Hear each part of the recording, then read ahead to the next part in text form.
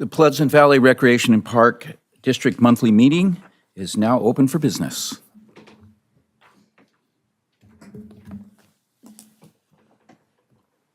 Please stand.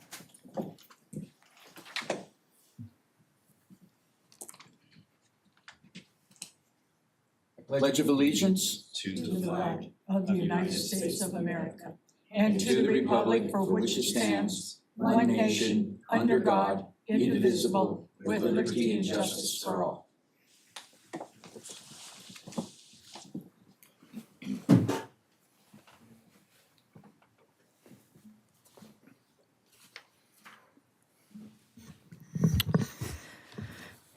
Director Magner. Present. Director Schlangen. Here. Director Fernandez. Here. Director Dransfeld. Here. Director Kelly. Yes. Amendments to the agenda? There are no amendments. I'll make a motion to accept the agenda as presented. I'll second that.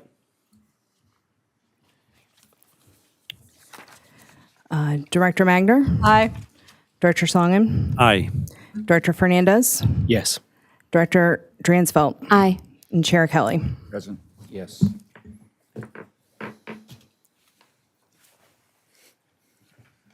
Yes. It's actually VCTC.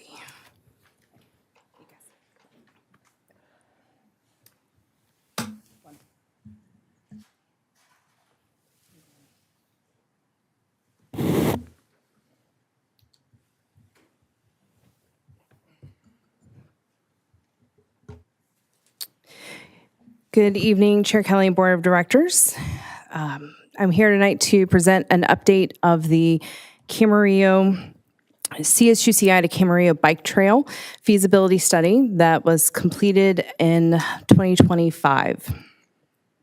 So the district convened stakeholders starting in 2021 to look for solutions in propelling the continuation of the Cayugas Creek Bike Trail out to the Pacific Coast Highway. In 2023, Ventura County Public Works Agency's Roads and Transportation Division obtained Federal Transportation Development Act Article 3 funds totaling $132,795 to conduct the Camarillo to CSUCI Shared Use Path Feasibility Study Project. So a little of the study overview. The corridor spans approximately 7.7 miles of potential alignments. The primary route areas include Lewis Road, Cayugas Creek, Conejo Creek, and the Lewis Drain. The project seeks to improve low-stress regional active transportation connectivity. The purpose and the need for the study. The study meets our goals in our district's 2021 to 2026 strategic plan and the City of Camarillo's 2021 to 2022 council goals and objectives. It supports students, employees, and regional commuters, so an overall community well-rounded benefit. It improves regional bikeway connectivity across Ventura County as well. And last, it advances climate action and non-motorized transportation goals. So of the stakeholders that are involved in this entire process, the feasibility study itself, Ventura County Public Works Agency and their Roads and Transportations Division, M&S Engineers, which they have now been acquired by BKF, but at the time in all of the documentation, you'll see M&S Engineers Incorporated, and they subcontracted with Padre Associates Incorporated. And I also know with input from VCTC as well, who is here tonight to speak on a different project, but they were involved. Overall project stakeholders as listed, as you'll see, there's a whole wide range involved due to alignments, utilities, but of course, without a doubt, the City of Camarillo, our park district, Conejo Park District, Recreation Park District, Ventura County General Services, their Parks Department has been involved as well. They are a full enterprise fund agency, so they have a little bit of a different investment, but they are involved in a stakeholder of it. The objectives and goals is, the main objective is to provide a safe Class 1 bicycle and pedestrian corridor between the City of Camarillo and CSUCI or the campus housing, as well as creating a major north-south regional bicycle route connector on the Oxnard Plain. Eventually, the stakeholder group, we all agree we would love to be able to go out to Highway 1 and/or the Naval Base Ventura County. But this first leg in the study focused on just getting to CSUCI. We also wanted to be able to continuously bring multiple agencies together because we know that this is going to be a long-term project that's going to require many resources to be involved to make it happen. So just a real quick snapshot of, there are multiple types of bike paths. So you have a Class 1 bike path all the way through a Class 4. This feasibility study was based on providing a Class 1 bike path, which is what the Cayugas Creek Bike Trail is. So you've got a bike path that is not in a roadway, it's not a bike lane, it is separated from pedestrians, separated from cars, and dedicated strictly to giving the right-of-way to bicycles. So the current existing conditions that they found, that Lewis Road currently provides the main connection between the university and the City of Camarillo. There is buffered Class 2 bike lanes that exist on Lewis Road, but there's very little to no sidewalks. And current roadway conditions, they do create a high bicycle traffic stress at a level 4. The current VCTC routes of 90, 97, and 99 provide transit service to CSUCI. Now, if that has changed since the study, they could attest to that, but that was the current routes that when the study was performed. So the existing conditions, it shows in the map of where there are currently Class 1 and Class 2 bikeways. So you see there are bikeways, but they're not dedicated. They're mainly bicycle lanes that are along Lewis Road. University Drive does have bicycle lanes as well. So the design parameters within the feasibility study was that you would have shared use path designated to meet ADA and pro-bike accessibility standards. So of course, we want accessibility and inclusivity to be a priority. The recommended path width of 12 feet with a continuous bicycling operating speed of no higher than 15 miles an hour. They recommend, of course, all of the safety features that are standard with bike paths of having the signage, having the crossing, having all of the markings, and implementing traffic calming when needed. So the alternatives that were evaluated, there was 4 sets of alternatives that was sent out to all stakeholders, and we went through all 4, ranked them, and returned them. You have 1A, 2, and 3. You see there where it starts and then where it ends. So definitely a different grouping of options. So here's a map showing of those alternatives. Pardon me. Give you a moment to see that. And basically all of the alternatives you see focus on Lewis Road, and that is the priority corridor. Some deviations with you have alternative 2 compared to 1 and 1A, but predominantly along Lewis. So in environmental and right-of-way considerations that you have to think about, it, of course, as we know, is along and around agricultural land, so we have to be concerned with flood control, utilities. You have different habitats, from riparian habitats to native species, biological habitats that you have to be concerned of, and cultural resources. Mitigation measures would allow preparation of a mitigated negative declaration, which would be important, and right-of-way acquisition would primarily occur through easements. So it would be going through with the property owners and getting their agreements, very similar to what we did with Las Posas Equestrian. But going and having to work and having to build those relationships with the property owners to obtain that would be the primary way. So in looking through the alternatives, you've got with alternative one, certainly it is the closest to all of the Camarillo options and destinations.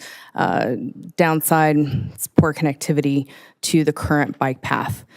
So that was without a doubt and when we were going through the rankings of what current connections does it feed? What connectivity does it have? Is it going through major parts of Camarillo to where it leads? And alternative one gives the least amount to continue the bike path, as well as 1A has a low amount, and it does very similar and is closest to major Camarillo destinations. But 1A does utilize the drain and the utility easements, which would make it easier to obtain. Connection 2 has the best connectivity to the bike path, but as you see of the downsides to it is it will take more connections to have to and easements to have to obtain in order to get the trail built. And then with 3 is a low cost. However, option 3 does have a lot of environmental factors that would have to be dealt with that will increase the cost and make it harder to construct. So after getting all of the rankings and looking, the city as well as the university and the district, we all preferred either 1 or 1A. That was pretty much a shared preference. Everybody looked at and emphasized safety, regional connectivity, and cost efficiency, and knowing that future public outreach and agency coordination would be required. So they did provide 2 sets of pricing of fiscal impact for it. They gave a 2025 construction cost pricing. As you see, the associated costs there for each option. And I won't go through and list each one. You can read. And then the second set of options of pricing that they gave, which this is one more to go on, is putting in what would a future cost be, knowing that it will take time for us to obtain easements, to get design work done, and have all of the environmental work and design planning performed. They gave a good timetable of what the projected cost would be. So ultimately, we did have a meeting on May 20th of the stakeholders, and what we all agreed to pursue is option alternative 1A.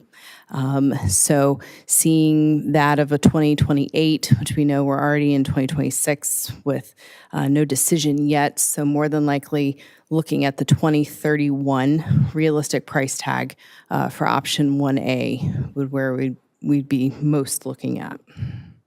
And that price of $15,770,000. Pardon me. So as I said, we did meet.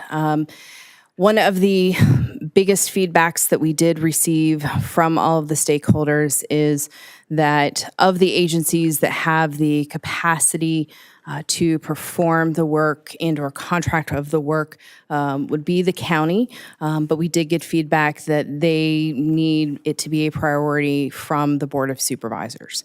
Currently, it is not on their priority list, and so they did recommend and suggest and say that that does need to be in their prioritized plans for it to be pushed to the front. So that was a feedback that we did get loud and clear. All of the stakeholders were more than happy to be involved and want to contribute. But again, certainly we were very transparent of that we don't have the expertise and the capacity to be the lead on the project. But everybody in the room was more than willing to, wants to see the trail happen and figuring out a way how to partner and make it go forward. And one of those ways that VCTC, Ventura County Transportation Commission, has already threw out and identified some possible grant opportunities that we could possibly apply for and work with the county Public Works, Roads, and Transportation to be able to fund it, just like they did with the feasibility study. So, any questions, comments?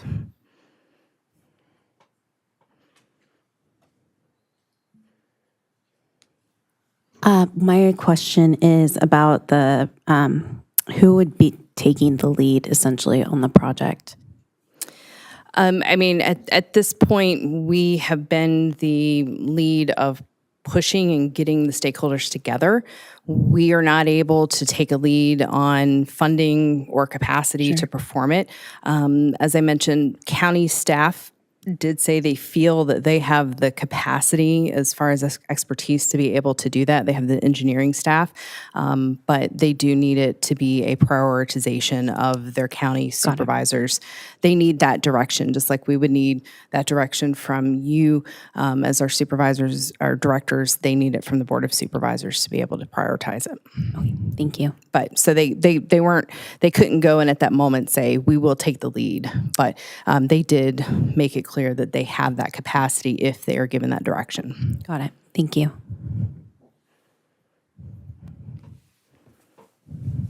I just want to say thank you, Jessica, for doing this. I know it's been a long journey and it finally feels like progress. So thank you for putting this together. Next steps, are we just waiting for county to respond? Do we need to get on an agenda?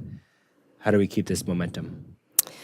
I mean, I think one, it's continuing having conversations with the Transportation Commission of funding sources and projects that come up that we could qualify for with them, which we continue to do. But then also conversations amongst leadership of both agencies to see how it can become a priority project. Okay. Yeah, this is great. Thank you so much. You don't have anything? Jessica, just a quick question. How is it that we got this far along in the process and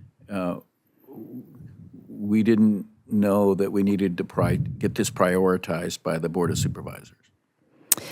I think the biggest part kind of with planning projects is it's hard to make it a priority when you don't know what that priority is without the data, without the facts. And so the feasibility study needed to be completed, which felt like it took a long time, but in the planning world, it was pretty, I would say, on par for how long they took. I think it was a matter of there's a lot of stakeholders to get involved and bring together. And that's always takes a little bit longer than we would like to get everybody in the room together to say, how are we going to make it happen? So has anybody thought up what the plan might be to get the Board of Supervisors to prioritize this project? That's part of why we're presenting tonight, is to make our leadership aware of what the project is and what their staff has basically requested and said, so that you're aware they need that communication that to their Board of Supervisors. As far as exactly what steps, I mean, they didn't say, word for word, step for step, but it was a clear direction that there needs to be that direction from the county board. So is that a decision that they make, or I'm trying to figure out how that would happen. Like, oh, we're now making this a priority. They would need, similar to how we meet every January to decide goal setting and/or strategic plans. The county has different strategic plans. They have transportation plans. So I think the first major step is communicating from us officially that we want this to be a priority, and we're extending the arm of saying, hey, how can we get this to be a priority for the county? I don't know every plan, and again, from transportation-wise, I'm sure the staff from VCTC would know much better than me because they have a whole mart of plans for it. But it's saying, where in your listing of plans can we make this a priority? It would seem to me that community support would be probably the thing that would do the most good. So I suggest that that be included in whatever plans come to be, okay? Yes, sir. I'm almost wondering, Mary, if it would be possible to put together a letter from the board on behalf of the board, submit it to the Board of Supervisors, and going from there just as one of the first steps. Yes, and sooner rather than later. I would also say it sounds like the school, CSUCI, is on board as well. So a Yes, similar letter or 100%. conjoined letter would be perfect. Yes, and the school is 100% on board. They also, though, are very transparent of knowing the budget deficits that the state has. So they're willing to put what resources they can, but knowing that funding is probably not going to be the biggest thing. But yes, they are. And if we can convey support from landowners for option 1A, whoever it may be, would be good too to include. Okay. And I suggest maybe in one of our publications that we could put a paragraph or two in there with a suggested, some suggested language on what local residents can do to let the Board of Supervisors know how interested they are in this particular project. Okay, we can do that. Anyone Okay. else? Thank you. Thank you. This is the time for public comment, and I don't have. One more. Oh, I'm sorry. I missed the Highway 101.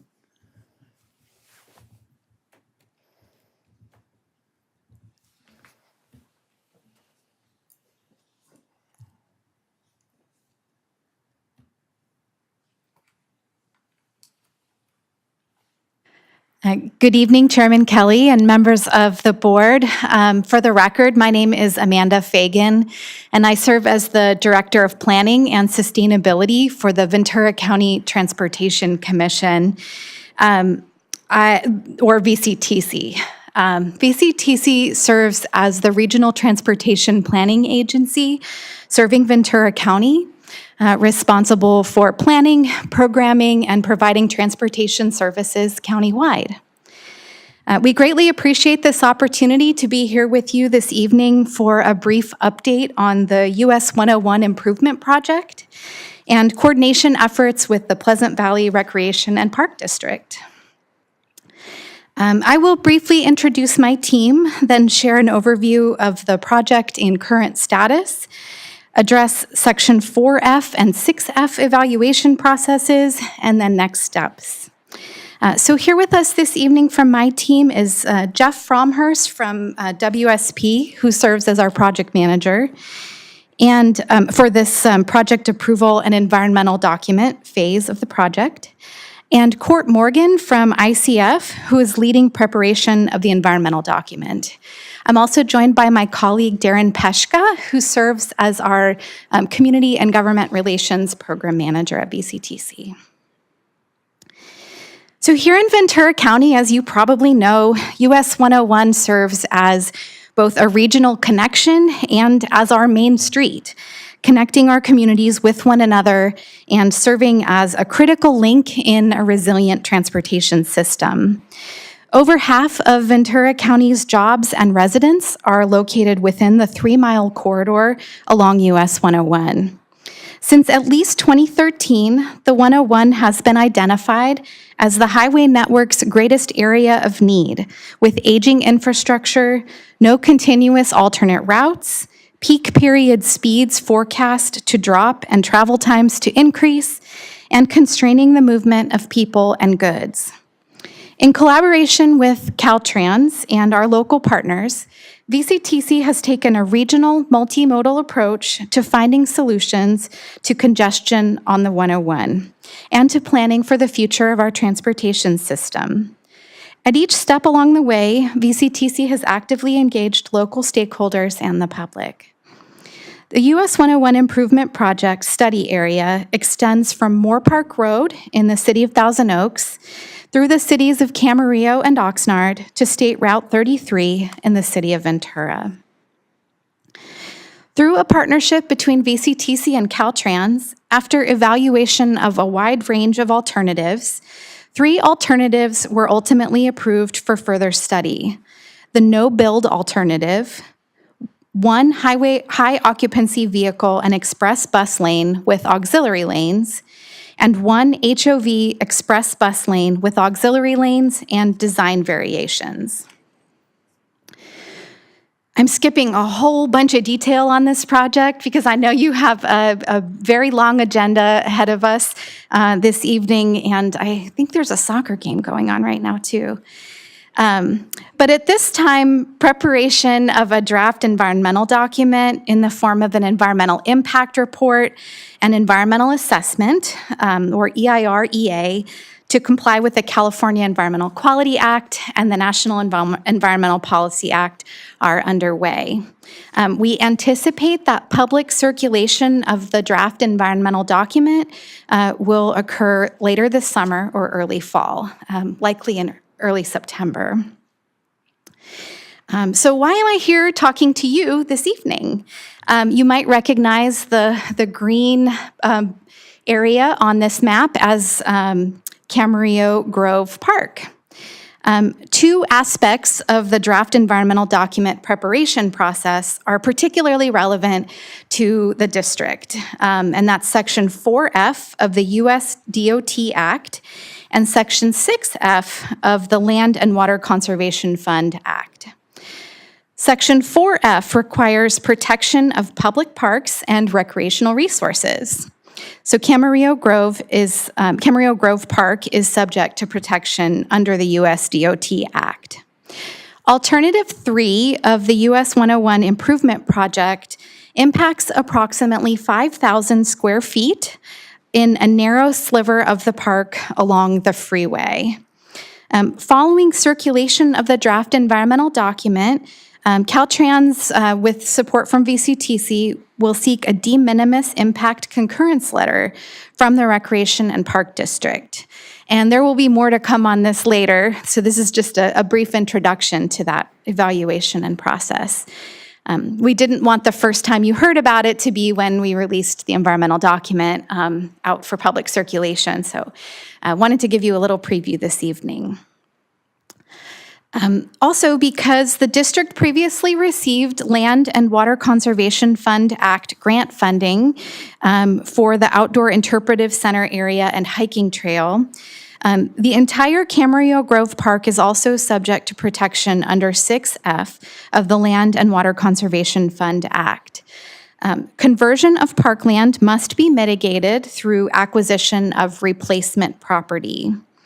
It should be noted that neither the Outdoor Interpretive Center area nor the hiking trail for which the grant funding was received are affected by the project. However, the entire park is subject to Section 6F protections nonetheless. Under Section 6F, Alternative 3, as I mentioned, would require, it does impact about 5,000 square feet of the park and would require replacement property for approximately that 5,000 square feet. Replacement property must be of at least equal value and reasonably equivalent usefulness and location to the affected park property. Coordination and concurrence is required with the National Park Service, the California State Parks, and the local agency prior to the final environmental document approval. So this slide shows the affected area. It's right along the Conejo Grade. The area is subject to the area that is subject to temporary construction easements are shown on this slide in green. And the area subject to a permanent easement only under alternative 3 is shown in red. So either alternative 1, the no-build alternative, and alternative 2, the HOV lane with auxiliary lanes, neither of those two trigger the permanent impact. So it would just be alternative 3 that would be require this replacement property. So VCTC has been in discussions with Caltrans regarding relinquishment of a portion of the Caltrans right-of-way to the Recreation and Park District to serve as replacement land. That area is shown in purple at the lower left of the screen. It's a little hard to see because of the scale. So it's about 5,000 square feet in a very narrow strip along the freeway that would be affected. So again, the purpose of this evening's presentation is simply to preview the identified impacts under sections 4F and 6F evaluation in advance of the release of our environmental document for public review and circulation. We anticipate, again, that the draft EIR and EA for public circulation will be released in September for a 60-day period, and we would certainly welcome your review and any comments from the district at that time. Further coordination with the district will also come following the circulation of the draft environmental document, and will include confirming suitable replacement land for purposes of Section 6F compliance, securing concurrence from the district, the National Park Service and state parks, and obtaining concurrence related to Section 4F of the district, or from the district prior to approval of the final environmental document. So with that, I'd be happy to answer any questions that you might have, again, with the support of my team members here. And again, thank you so much for the opportunity to be here with you this evening. Thank you so much for the presentation. One note I just wanted to make is thank you for doing this in advance and that courtesy instead of, as you mentioned, having the first view be when it's made to the public, because I think that's so important in these partnerships and collaboration. And so thank you for taking the time for everyone coming out. Thank you so much. And of course, it was at the suggestion of your general manager that we are presenting to you. So your staff is very well representing you to fellow agencies. Thank you.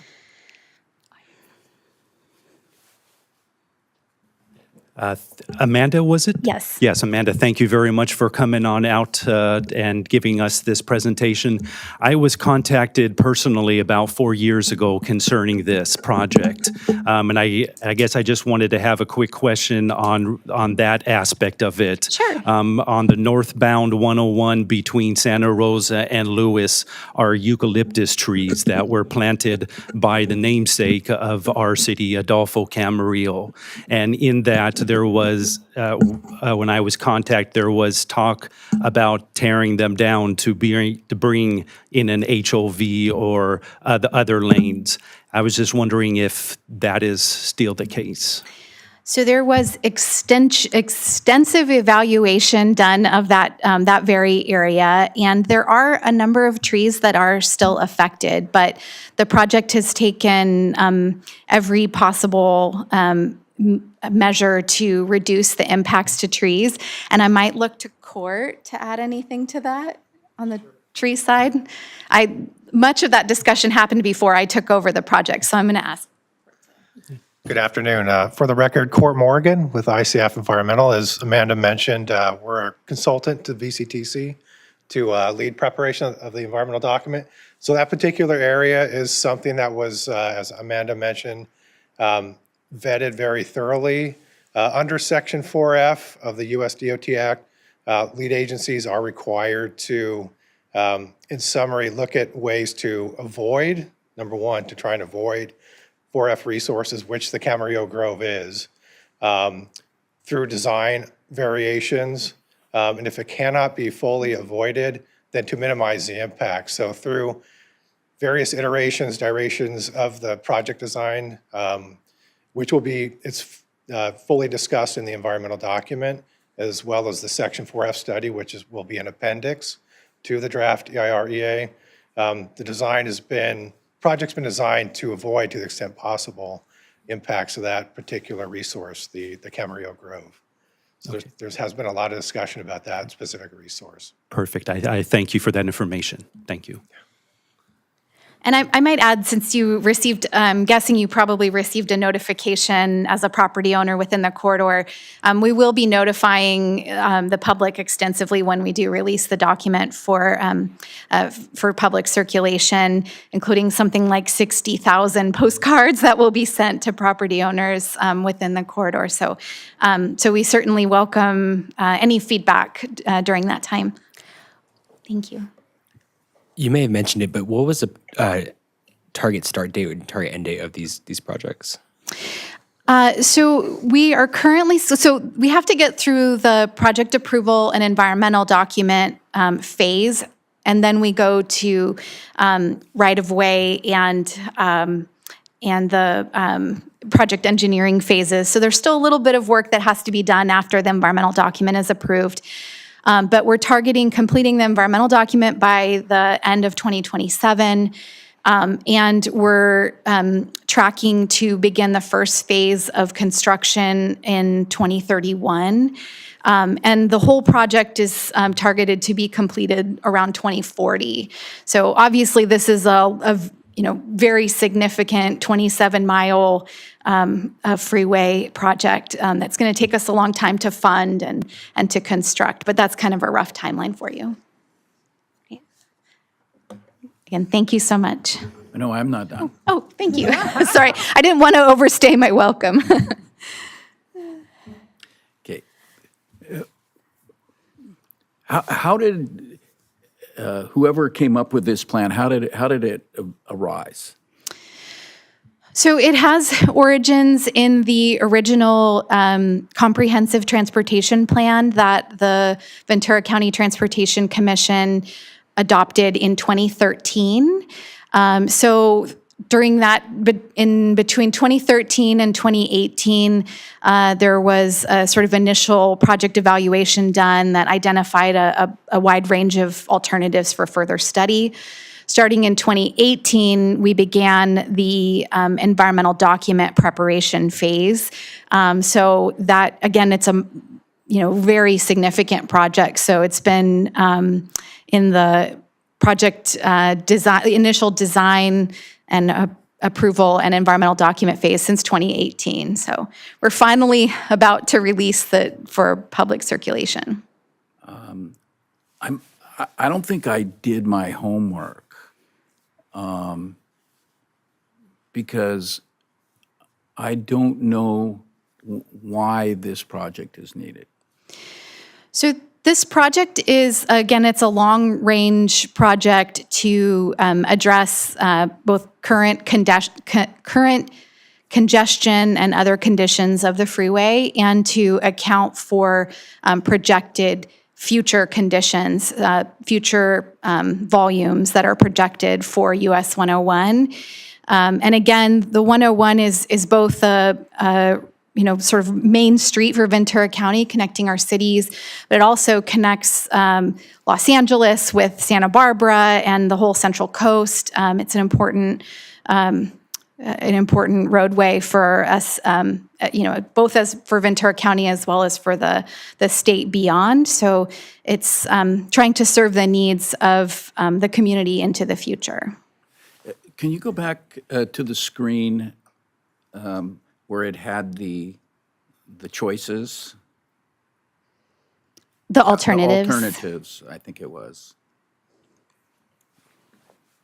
And you had 3 choices, and you... Well, we started out with something like 20, and it got narrowed down. And we did look at, again, a wide range of alternatives, things like general purpose lanes, different configurations of high occupancy vehicle lanes like 3 or 2 passengers. We looked at things like additional rail service, like even I think they even looked at a light rail over the grade. So some things get screened out because they're too expensive, not feasible, have greater environmental impacts. So the 3 alternatives that we're looking at, that were determined for further study, are the ones that are before you. What is the purpose of this project? So the purpose of the project is to reduce congestion and meet future traffic volumes. And you know what my next question is, right? How's it going to do that? So this project provides an additional high occupancy vehicle and express bus lane in either direction on the US 101 from Thousand Oaks to Ventura. So it increases what we call person throughput by encouraging folks to not use single occupancy vehicles so that they can access the high occupancy vehicle You finally lane. got to what I was getting at. Yeah, and then you it want also to take up some lanes out of the already congested freeway. Is that correct?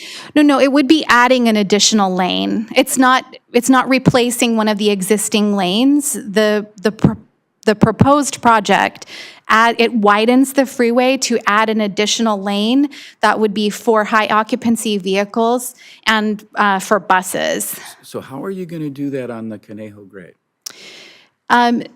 So the project there. So there's already in many parts along the route. There's already fairly wide margins on the outside of the lane. So they sort of reconfigure the existing space. It does widen where needed. And I admittedly don't know all the little details of what gets affected where, but that's actually why this little sliver is affected of the Camarillo Grove Park, because there is a little bit of additional area that would be affected for the alternative 3. Now, that drawing is not drawn to scale, correct? I believe it is drawn to scale. So It's just small. can we show that on the screen again? Sure. The one that has the little sliver, yeah. So is it the land that you need is in the long rectangle, right? It's just the areas that are marked in red. So if you look along the that bottom, the rectangle green doesn't and the really red. mean anything spatially. So at the lower left of the screen, that's the area along the freeway, but it's sort of blown up to show you a little better view in the rectangle sort of at the center of the map. So it's just those little red parts. Just right those there. it's 5,000 square feet, very narrow along the freeway. And I had hoped to include an actual photograph of what it looks like from the freeway, but Google Maps was not really cooperating there in that there's always other cars in the way, so you can't really, I just couldn't find anything that was really, a good way to show it. But there's actually like a fairly significant elevation change between the freeway and the park there. So I believe there's very light, if any, use of the park in that area. So that's going to be built up in order to accommodate another lane. I believe the answer is yes. Jeff can tell me if I'm wrong. So where are you going to get, if you look at the lane there, it's a high up picture, so even with, my glasses on, I can't really tell what's along the edge there other than I drive it almost every day. I don't see the extra room for 2 bus lanes there. So how are you going to accomplish that? So all of this will be fully documented and shown in the maps that will come along with the public circulation.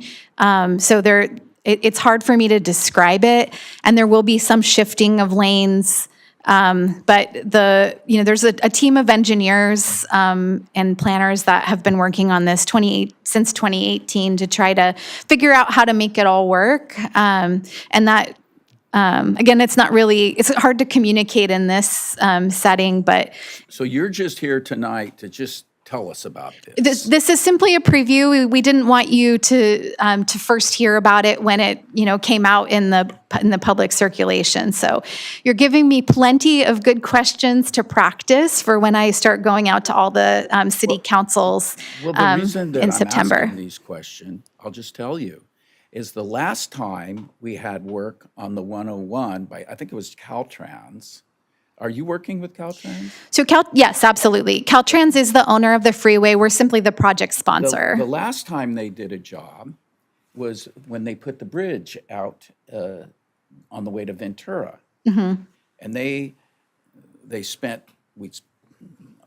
I think it was years, on that bridge. And as soon as it was done, we had something in Camarillo that we never had before. Traffic within the city of Camarillo. And then they got together and gave themselves awards and raises and everything and said, what a good job we did. Well, in Camarillo, we didn't think it was a very good job. And so now I'm suspect of anything like that. I'll be looking forward to seeing what you have. Great. Thank you. Thank you. Again, thank you for the opportunity. And Certainly. we look forward to continuing to work with you in the future.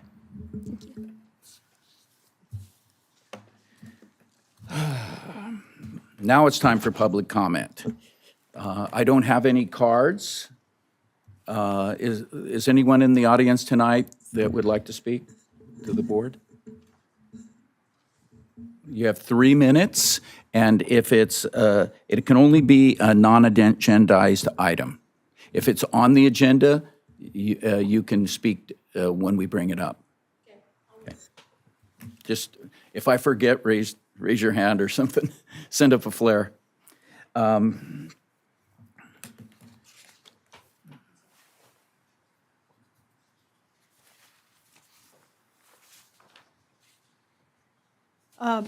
Is there, if there's no changes to the consent agenda, I will make a motion to accept the consent agenda as presented. I'll second. Director Magner, Aye. Director Schlangen, Yes. Director Fernandez, Yes. Director Dransfeld, Yes. Chair Kelly. Yes. Now's the time for a public hearing.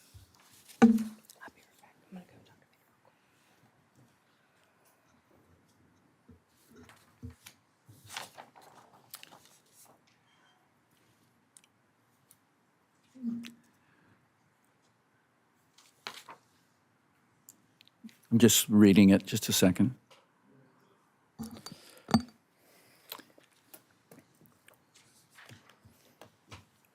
Go ahead. All right. So we got two public hearings. The first one tonight here is for the budget for next fiscal year. So this is the public hearing, second public opportunity in a full board, and third opportunity given the budget workshop that we had in April. So we're presenting a public hearing for the final budget before the Board of Directors and requesting approval for the fiscal year 26-27 for our 6 funds as presented on the screen. As it is discussed, we've had 3 public, not hearings per se, but 3 public opportunities to discuss and see the budget. April 25th, the budget workshop. On June 3rd last month, the preliminary budget. And then today is the public hearing and adoption. Again, a quick overview of our funds. We do have 6 funds that we're approving a budget for, but we do have 7 funds that I like to talk about. Our general fund is Fund 10, the non-restricted property tax, the bulk of it. Fund 15 is just for debt service. That's just a separate fund to keep those payments separate from our operating expenses. The assessment district is, as the name implies, the assessment district. There's for maintenance and keeping the district running smoothly. Quimby fees, Fund 30, and park impact fees, Fund 40. Those are the two Quimby fees for when they subdivide land, and park impact fees when it's new construction that is not subdividing. We either get parkland or fees in lieu that will help us to either expand capacity or purchase new parkland. Fund 60, there was no budget for it this year, but I like to keep it on there. Just as a reminder, we do have a fund for restricted donations. The most recent example of Miracle League, where they donated over $1 million for the project outright. So this fund is used for very specific projects, not just for our, somebody wants to give $10, $15 to the district, that just goes to the general fund. And then Fund 70 is our capital improvements fund. Again, just kind of like with the debt service, keep those expenses separate from our general fund, which is more what we want to keep is our operating expenses. So just kind of high level, we'll start and then we'll go kind of more detailed through, but looking at expenditures plus transfers out. Transfers out are only for the general fund and assessment district, since those two funds do provide funding for the debt service and capital improvements. But you see general fund is just over 12.7, debt service is 1.3, assessments 1.4. Quimby, we're looking at 2.3. Park impact fees only 251,000, and in capital improvements, we're looking at 600,000. So kind of scaling in on that. We talk about how much money we're spending, but when you look at the end of the day, you go, oh, we're going to lose $150,000 out of the general fund. Well, there's a couple of caveats with that. First off is we do have a fund balance of about $10.3 million in the general fund today. Now, it sounds like a lot, but again, we got to remember we don't get our apportionment for property taxes until December. So that $10 million's got to last from now till December. So about 6 months, and you've got a lot of big bills that come out in the first couple months. So that 10 million seems healthy. It is healthy. I'm not going to say it's not, but it's not like we're flush on cash. You'll see we're budgeting for a fund balance decrease of 150,511.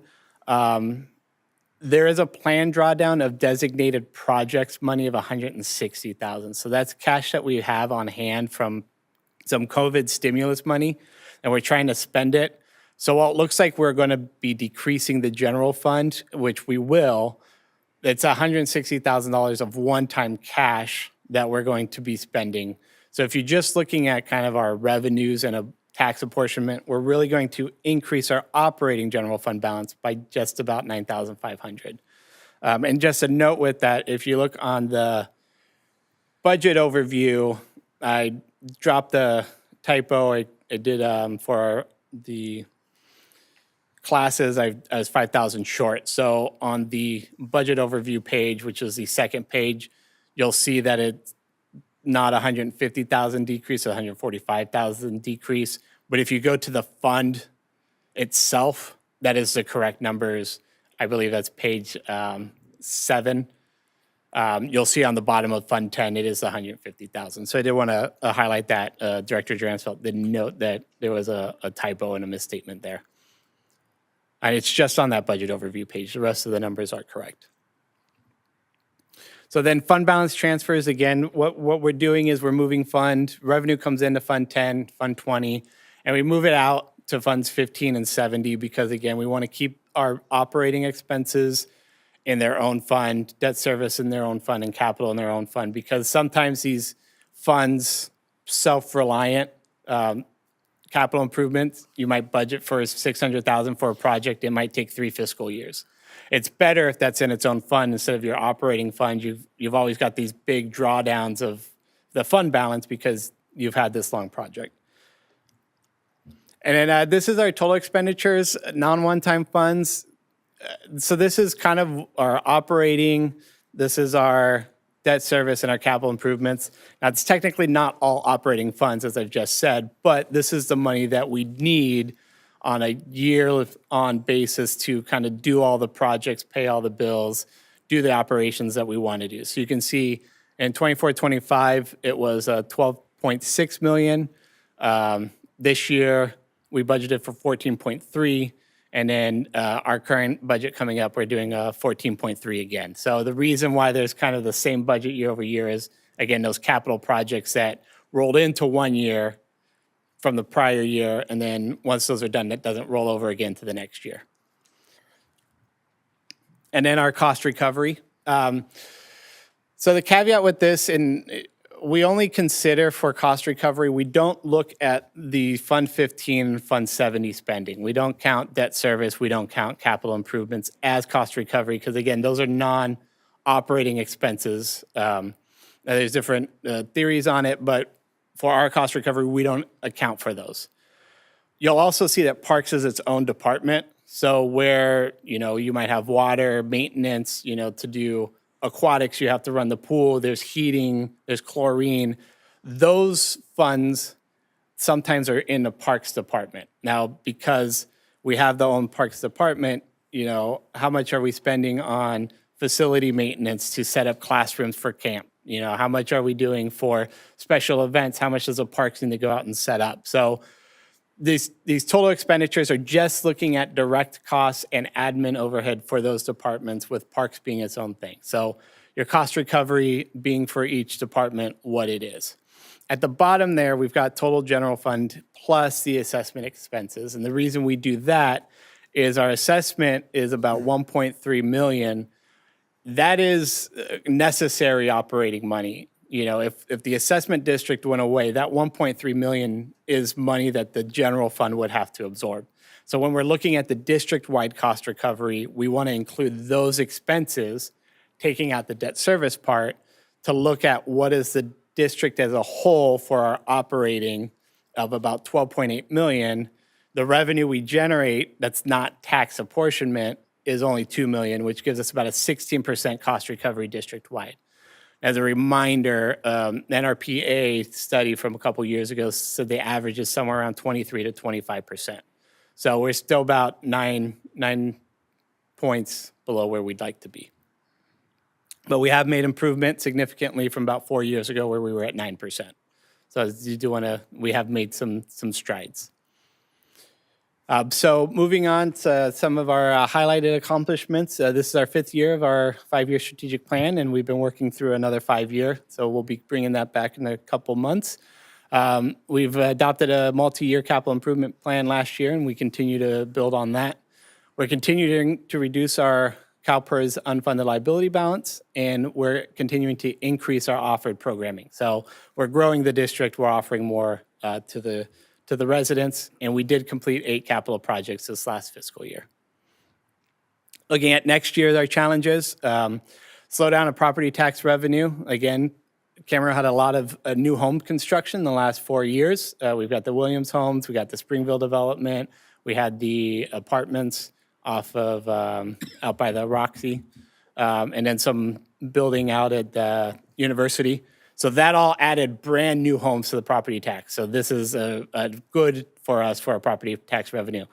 Those homes have been built. I'm surprised they got as many as they did, squeezing it in. I don't see how much more they can get that's going to be such large scale. So it's going to go, we've been seeing somewhere around 4 or 4.5% for 2 years. It's going to go back to that about 2.5% year over year because of the Property One cap on the escalation each year. We're also seeing interest rate reductions. That was true up until about a week ago, where we look like we might be seeing interest rate increases, which is good for the revenue, but then on the flip side, you'll probably see more inflation on the expenses. So if it's not a challenge in one, it's a challenge in the other. I think we'd rather see interest rate reductions for the inflation side, but might not be as bad as it was 4 years ago. And then with the expenses, just again, touching on that, the uncertainty around the economic landscape and utility rates continue to increase. Water went up about 20%, and it's going to keep going up more and more. So that's going to be continuing to be a challenge for us. So zeroing in on our Fund 10, our general fund, again, we're looking at about 12.6 million in revenue with 160,000 in that designated projects drawdown. Actual expenses of 11.4 million, and then 1.3 million for balance transfers out, some to the debt service, some to the capital project. So all said, if you account for that designated projects drawdown, we're going to increase the fund balance by about 9.4 for just that operating fund balance. Looking at a nice little graph here for our year-over-year increases. Just want to kind of key in on that services and supplies. The reason you're seeing that kind of a bit more of a dramatic increase is we've got some turf mitigation measures that we're going to do this year that we do get a rebate for. Again, it's going to help with that utility rate problem, but that's going to be an increase a bit more beyond what we normally would in our services and supplies. But we do get a good chunk of revenue for those with water-wise rebates. So just want to highlight that's kind of why that jumps a bit more than you might see in a normal year. So again, we're only projecting a 2.75 increase to final secured property tax. So 25-26, the final apportionment was about 8.9 million is what we're budgeting, maybe about 9 million. So we're looking about 9.2 million for next year. Personnel changes, nothing too dramatic. We've got a 4% COLA with some merit increases as standard. And then as you increase salary, you see your retirement, your insurance go up.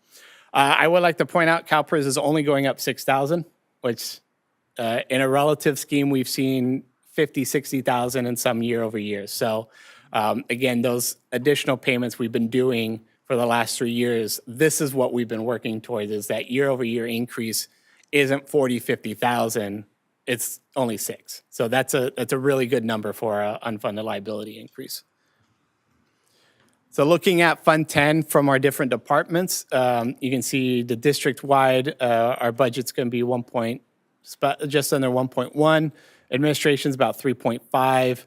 Parks about 5.1, and recreation's about 1.7. For a total expenses out of our Fund 10 of 11.4 million.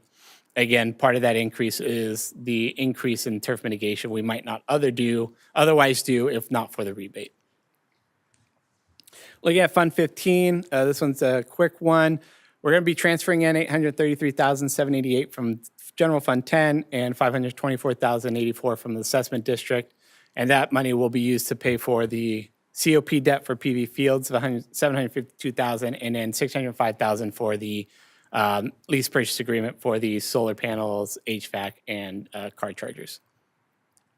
Fund 20, our assessment district, again, history we always run through, was formed in 2001 to help with our limited revenues due to Prop 13 and limited growth in the city.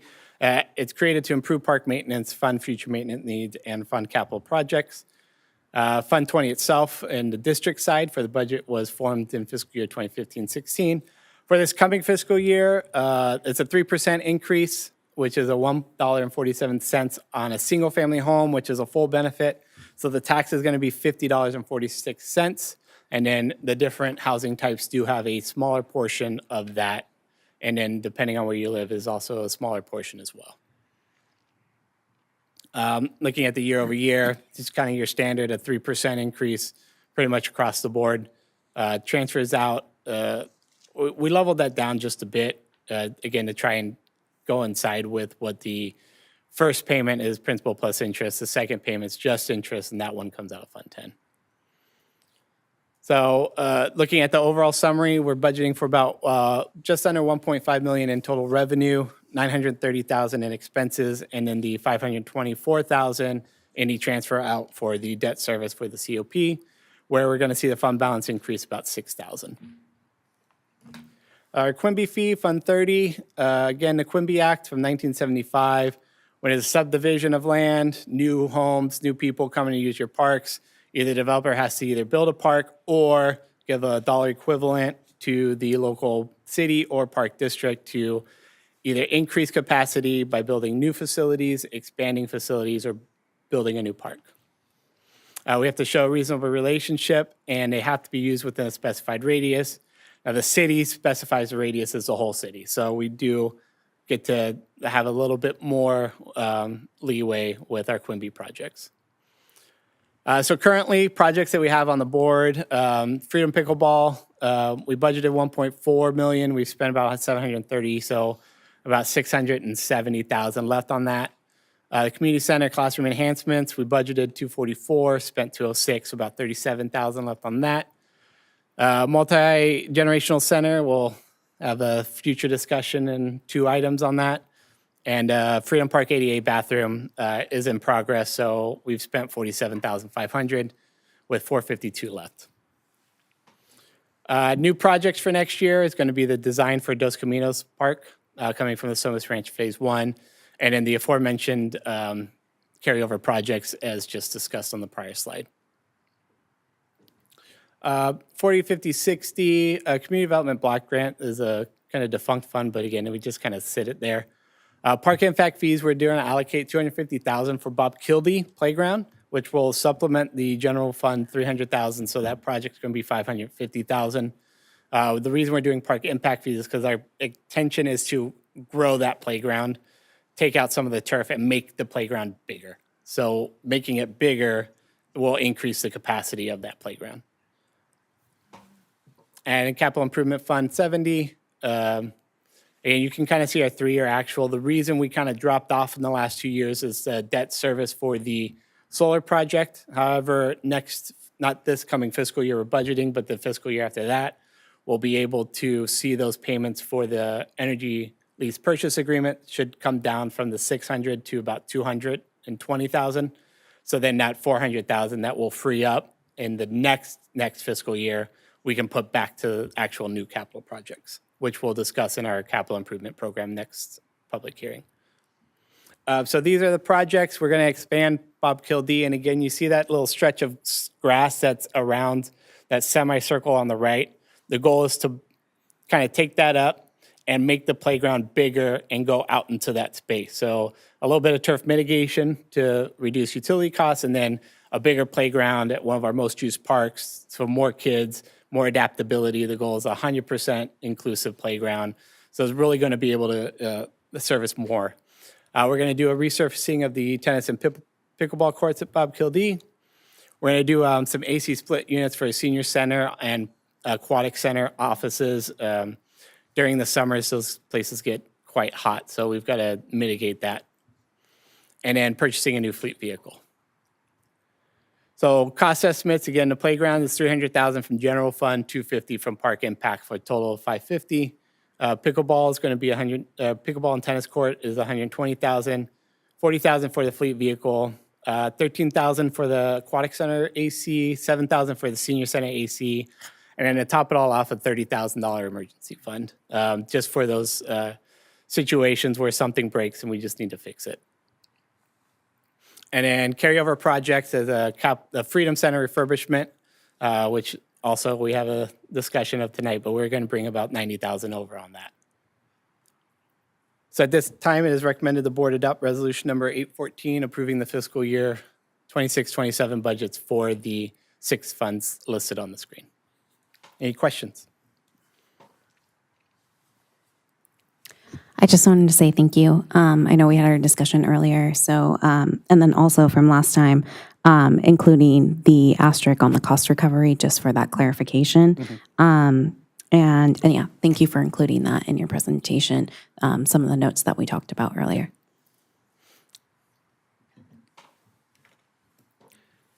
Justin, thank you very much for the presentation. On the cost recovery, you had stated that last year we were at 9%, and then we went up to 16%. I guess a twofold question is, what did the district do to recover that gap? What was done?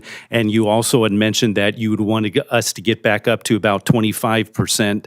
What will the district need to do to reach that goal?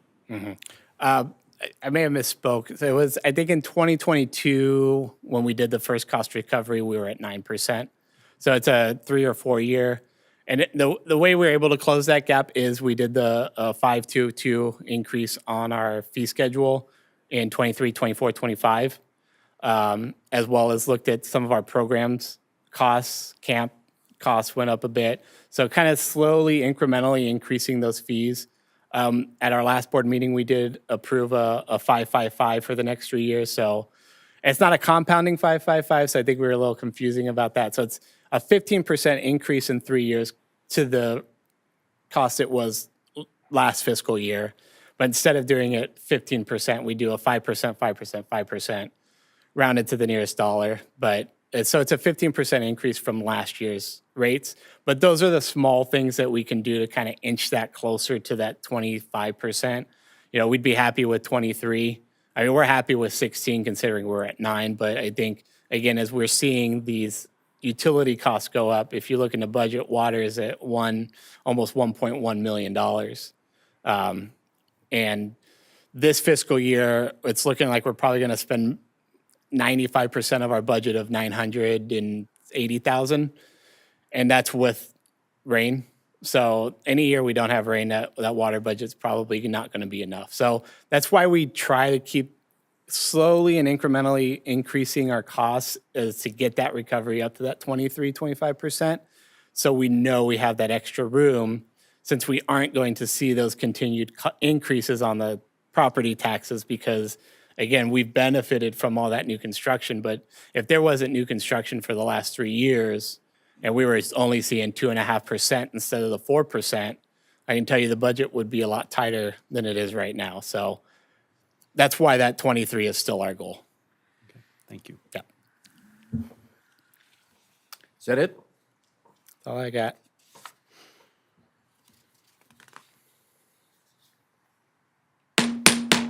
I now declare the public hearing open.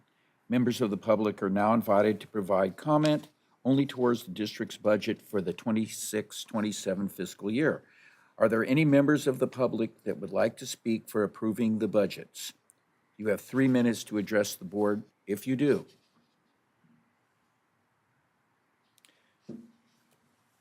Are there any members of the public? Oh, is this your subject? Go ahead.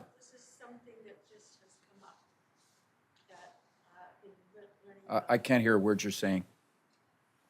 This is about the budget, which I did not intend to talk about.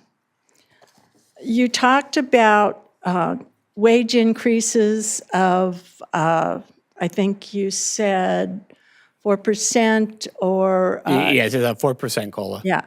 Well, I have information here that you are expected to unanimously approve a 7% salary increase for the city manager, who I understand has been here for 2 years.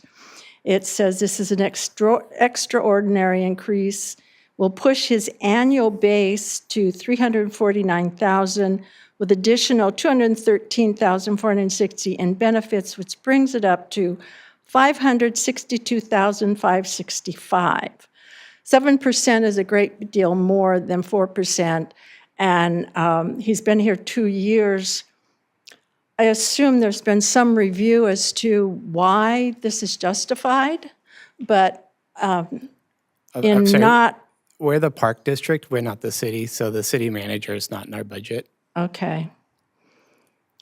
So this budget is not for the city, it's for the parks. No, this is for the Park and Recreation Okay, District. I misunderstood. I still have that question in mind, and I'd like to have an answer. I'm a taxpayer, I'm a homeowner, and $500,000 is an awful lot of money. Thank you.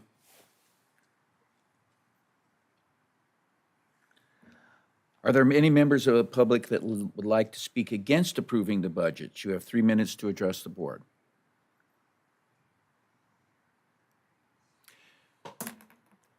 Seeing none, I now declare this public hearing closed. Any comments from board directors?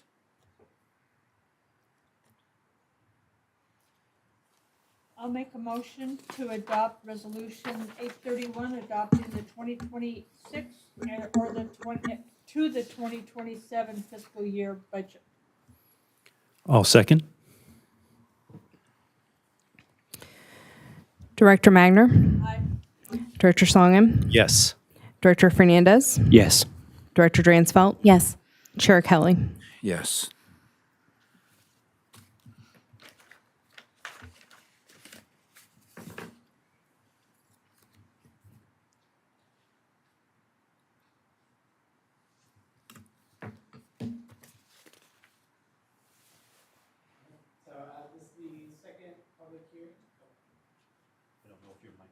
It was not, thank you. So this is our second public hearing, and this one is for the multi-year capital improvement program. What a capital improvement program or a CIP does, it gives district staff direction and also informs the public of the planned capital improvements of district-owned facilities. And we're looking at a 5-year outlook for our capital improvement program. This first was proposed on April 25th at the public budget workshop, and today is the public hearing for it. So looking at a 5-year, again, we're looking at 7 projects for this coming year, 7 projects for 2 after that, 3 projects in 28-29, 3 projects in 29-30, and then 2 projects in 2030-2031. So these upcoming ones is kind of a rehash we just talked about, but do the 3 projects out at Bob Kildee Community Park, the tennis court resurfacing, the office AC, and the playground replacement, as well as the office AC at the community center park, and then the fleet vehicle, so $480,000. As part of the capital improvement projects, we don't include the emergency $30,000, so you'll see a bit of a discrepancy there. But when we're looking at a 5-year, projects are we going to do? I have it listed on the spreadsheet kind of at the end, but it's not really a single project that we can really kind of point to. So that's why you'll see it's not on this presentation. Looking at Quimby projects for next year, we want to do the Nature Center overhaul at Cam Grove Park for about $350,000, and then the design for the Dos Caminos Park renovation of $100,000 for $450,000 total. And this is just new projects. This does not include projects already in progress, like the pickleball project. And then the park impact fee is discussed at $250,000 to supplement the $300 for $550 for that playground at Bob Kildee. Going 2 years out, 27-28, we're looking at doing another playground, about $400,000 for that, and we'll decide which playground is part of the annual budget process. Again, we want to do another vehicle replacement for about $65,000. We've got some parking lot slurry to do out at Cam Grove, Freedom Park on the east end, and then Springville Park, the lower area. So we just did the upper area, we want to do the lower area. So those 3 projects are $160,000, $150,000, $45,000 respectively. And then at the equestrian park, we have $50,000 to kind of refurbish that, do some arena improvements, refresh the sand, some new railings. And you'll see our total for that year for general fund is $870,000. And then Quimby, 2 years from now, we want to do the design for Dos Caminos, and then in this next year, and then 2 years from now, we'll do the construction for whatever the design is at $550,000. 3 years from now, 28-29, another playground for $500,000. We'll budget for that. Another vehicle at $65,000. We have a tractor that needs to be replaced. That's about $100,000. Arneal Ranch is going to need a parking lot slurry for $25,000. The barbecue in Area 1 out at Bob Kildee needs to be replaced. That's $20,000. The aquatic center needs some painting both inside and out. So that's $120,000. And then Charter Oak, that walking path that goes from I want to say Ponderosa, but I'm probably wrong. Las Postas. Lived here my whole life. All the way up to the park. So that's $125,000. So you see there again, $955,000 for those projects. 4 years from now, 29-30, less projects, but big projects. We've got the playground replacement for $550, a vehicle replacement for $70, and then that snack bar at Mission Oaks needs to be replaced. So we're budgeting $650,000 for that, with a total of $1.27 million for those projects. And then 5 years, 2030 to 2031. Right now, we're just budgeting for playground replacement, $600,000, a vehicle replacement for $70,000. This is our 5-year lookout, and our goal is next year to kind of add some more projects to that list as we get a little closer and see what really needs to be our focus.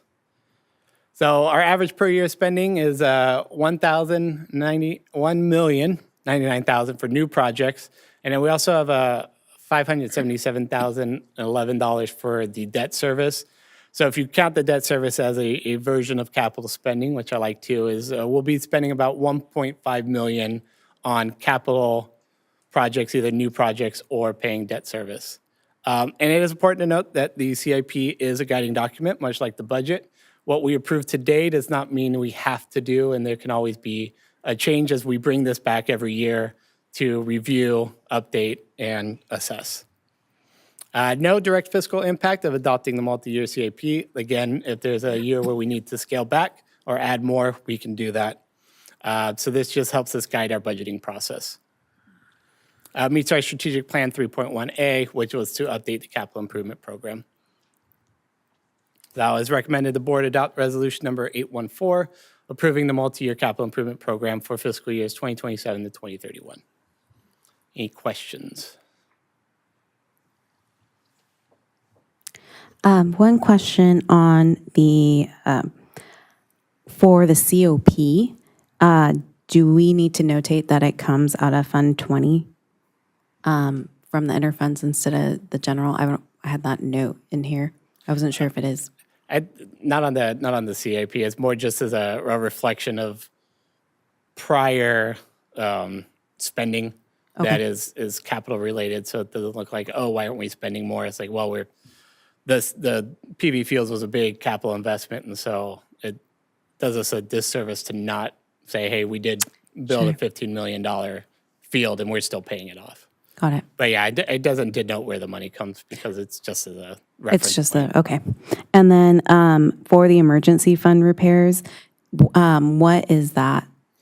A good example is at the community center the last couple of months. If you were there, the sewer line had a big issue. Yeah. And so instead of, where are we going to get the $7,000 is the emergency fund is for that. Okay, because I thought in the budget too, we have something for that, so I wasn't sure how that differed. It's the same difference. Okay, Yeah. thank you. Yeah. Anyone else?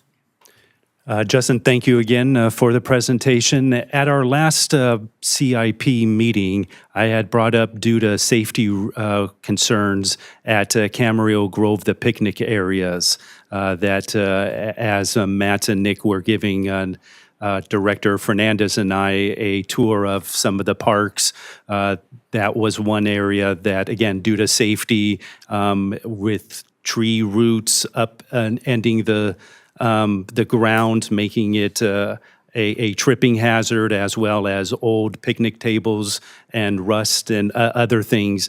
I had mentioned of having that. I didn't see that as part of the capital projects for the next 5 years. Would that type of project go under the CIP, or would that be another designated area for a project like that? A project like that, depending on the scope and scale, will probably end up in our deferred maintenance project list. Where we're looking at what's a capital project is typically over $5,000 that will, and this is always tricky, extend the useful life versus something that's just a repair that will keep it to be what it is. Redoing the concrete and taking out the tree roots, if it's a, $7,000-8,000 project, that's not really going to get you more life out of that park. It's just making that park usable again. You might see that more in our deferred maintenance line, which in our general fund 10 is a 6150 line. So that would, depending on the scope of it, is probably why we don't see it in there. Is we would plan to hit that with that deferred maintenance. I'm just going to add to that, because with the other thing with the picnic tables, those may be coming out of Fund 20 when you're looking at some of the amenities. So it could be a combination of a couple different funds. Perfect. Again, just as long as it's still on our radar, I'm happy to hear that. So thank you. I just have a short question here. It seems to me that, and maybe we're talking about two different things and I didn't hear it right. You had in the budget snack bar renovation at Mission Oaks, did you not? Yes, that's I do believe the fourth year. And I recall, I don't know how long it was ago, that we discussed that subject and did some things for that snack bar. So, am I right? We had done the roof. So like on a lot of them, we've done the roof. But that snack bar is somewhat similar to the one that's out at Freedom. So that's one that's down the road that we know that we're going to have to spend some money to upgrade the ADA and all of those things. So those things have not been taken care of. So it's functional and without any dangerous problems. Correct. So that's not something we have to do, right?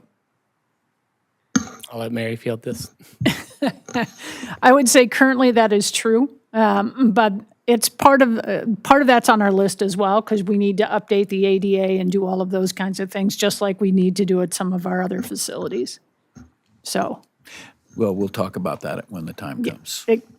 which is why some of these projects, when you look at them, what we're looking at is what needs to be done first, and then putting those other projects down the line. And as Justin said, some of these projects may float up, float back, depending on the needs and where the, As you know, I'm just not that interested in looking for ways to spend money. Okay. Any other questions? I now declare the public meeting open. Members of the public are now invited to provide comment only towards the district's capital improvement program for fiscal years 27 and through 2031. Are there any members of the public that would like to speak for approving capital improvement program? You have 3 minutes to address the board. Not seeing anyone, are there any members of the public that would like to speak out against the capital improvement program? You have 3 minutes to discuss it with the board. Seeing no one, hearing no one, I now declare this public hearing closed. I'll make a motion to adopt Resolution 814, adopting the fiscal year 2027 to 2031 capital improvement program. I'll second.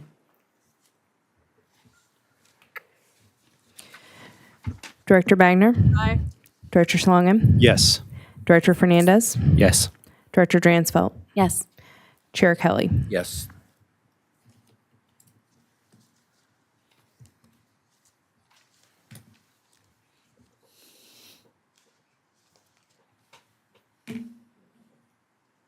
Oh, by the way, 2-0.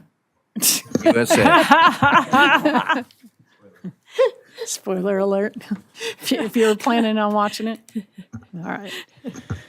All right, so this next item is to consider to receive a report from the FM3 on the voter opinion survey for the future multi-use gymnasium. Just to give everybody a quick background, this is a project we've been working on since roughly 2017.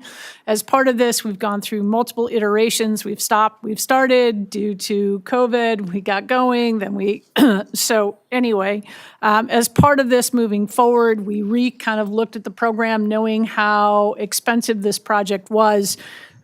With the 30,000 square foot facility, it was roughly going to run about 45 million. Neither us nor the city had the funding. So we went back, the board approved to work with LPA to look at a smaller project, which was the multi-use gymnasium.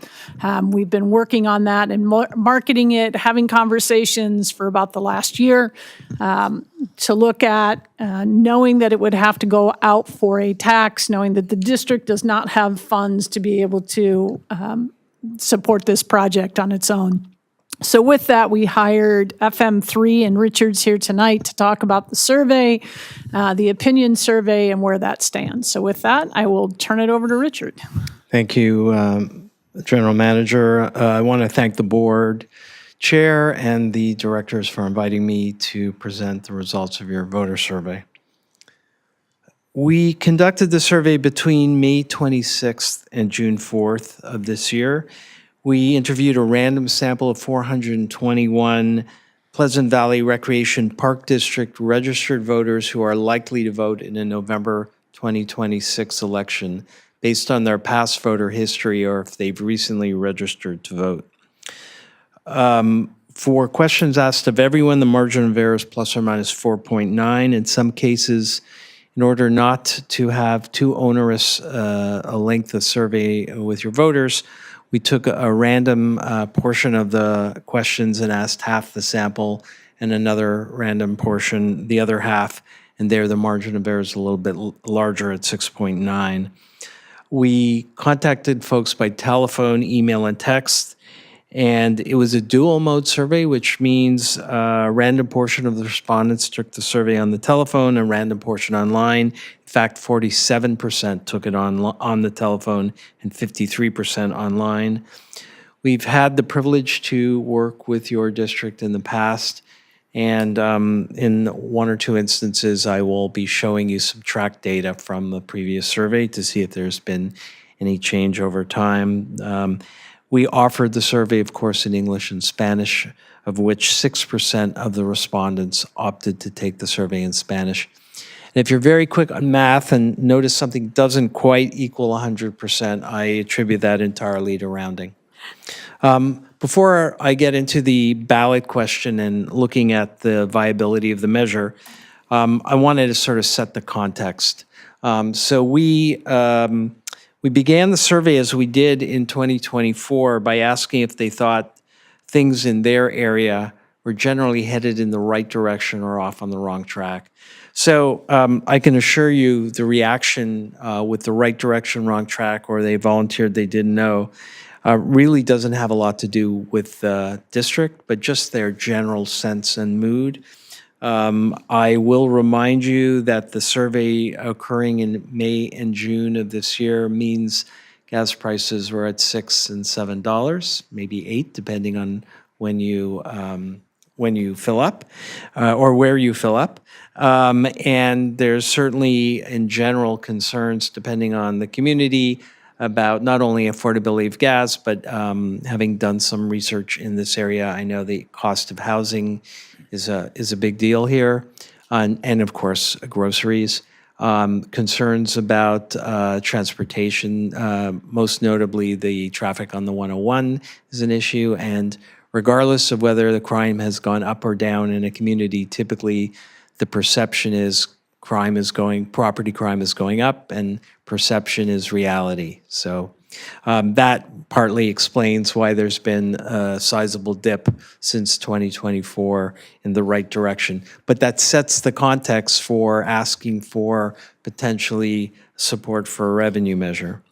Now, when we get to asking about the Pleasant Valley Recreation Park District, we asked them if folks had favorable or unfavorable opinions about the district, and you could see 2/3 have favorable opinions about the district.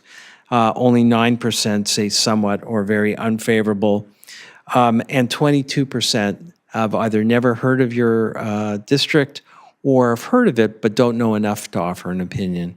Having done a number of park districts, these are pretty good numbers for awareness. I've seen other park districts where less people knew that they actually had a district. So, and certainly any government agency that has 2/3 favorable numbers should be very proud of themselves at a time when people don't consider government to be very good in any fashion. I just report the data, so you should know it's not my view. So we asked, as we did in 2024, if they thought that the district had a need for additional funds for recreational facilities and services. We offer them the option of great need, some need, a little need, or no real need, or they volunteered they didn't know. Similar, like there's no really statistical difference between the two, between 2024 and 2026.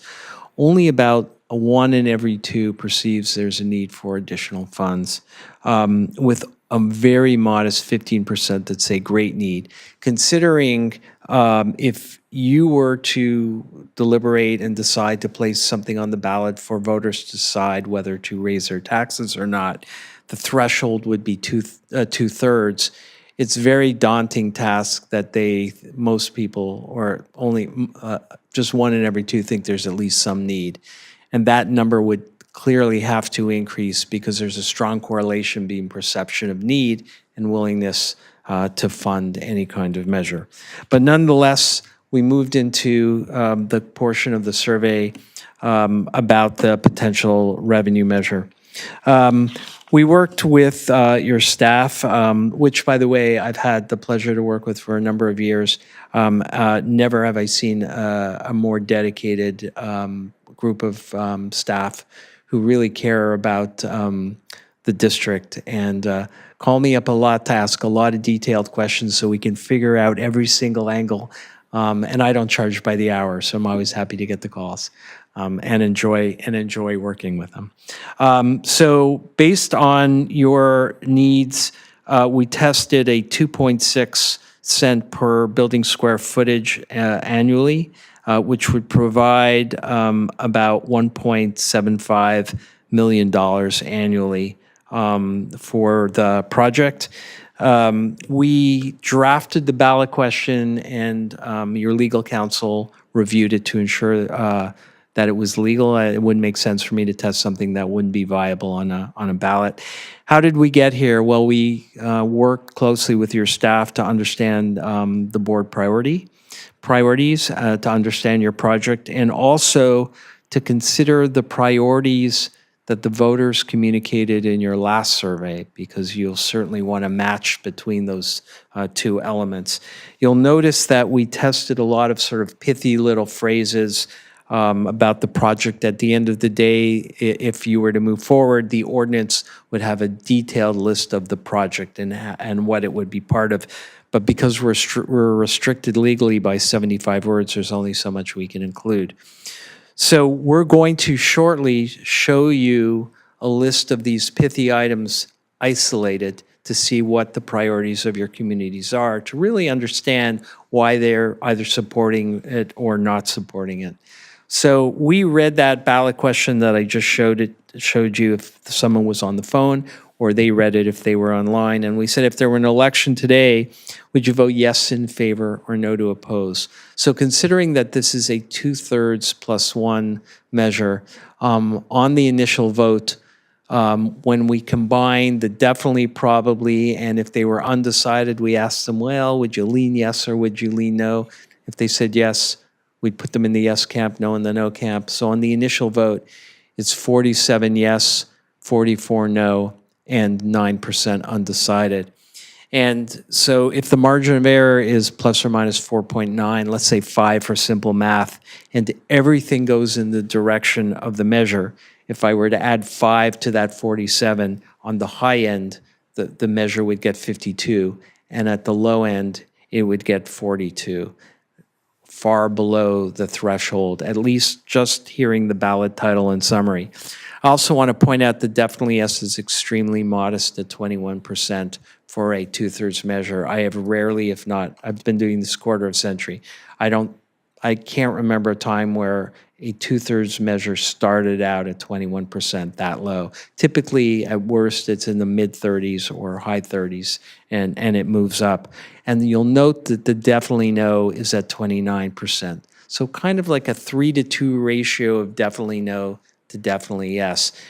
Supporters need 2/3 plus one. Opponents only need 1/3 to be successful. I thought you may like to see the results by the various districts. And so the blue bar are the folks who said definitely, probably, or lean no. I've aggregated them together. The orange is, yes.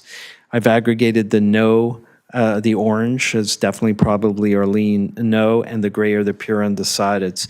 You're looking at the board districts, and below each one of the districts is a percentage that they will make up of a likely November 2026 election. And you can see none of the district voters. Now, the margin of error is higher because I've sliced and diced the data a little bit more, but none of the districts meet or exceed that 2/3 level. Some of them are in the majority, just slightly, but none of them meet the criteria for a revenue measure of this type. The other demographic I wanted, or attitudinal measure I wanted to look at by the vote. Remember earlier I asked the voters if they perceived there was a need for additional funds for facilities and services. So I've sliced and diced the data. So if I thought there was a great need, it's on the left-hand side. That was 15% of the respondents. Some need 35, a little need 13, and 15 said no real need. And note, the more they perceive there's a need, the more they're likely to support the measure. The problem is there aren't enough people that perceive there's a great or some need to get there. And so that would call for additional education. I know you've had some already, but it hasn't moved the needle. And then I had mentioned, now I'm moving into the simulation of education. At the end of the day, you're going to see a survey which simulates the election over time. Well, in this time at cross-section. We ask the ballot title and summary. You've seen that vote. Now we're going to simulate education. We're going to re-ask the ballot question, and they're going to simulate opposition and re-ask the ballot question, because no measure goes unscathed. I've worked a lot in Ventura County. It's a tough place. People are fiscally conservative in many jurisdictions, and they need to understand very clearly where their tax dollars are going. And so we provided them, we randomized the list, and we provided them with a number of facility improvements, aspirational outcomes, and accountability elements. And we said, regardless of whether you support the measure or not, how important would it be to include this use of funds or this provision in the measure? The dark blue is extremely important. The mid-color blue is very important.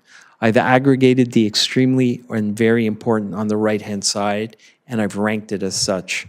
I do want to point out the light blue is somewhat important, so it's not that it's not too important, but that intensity is kind of weak.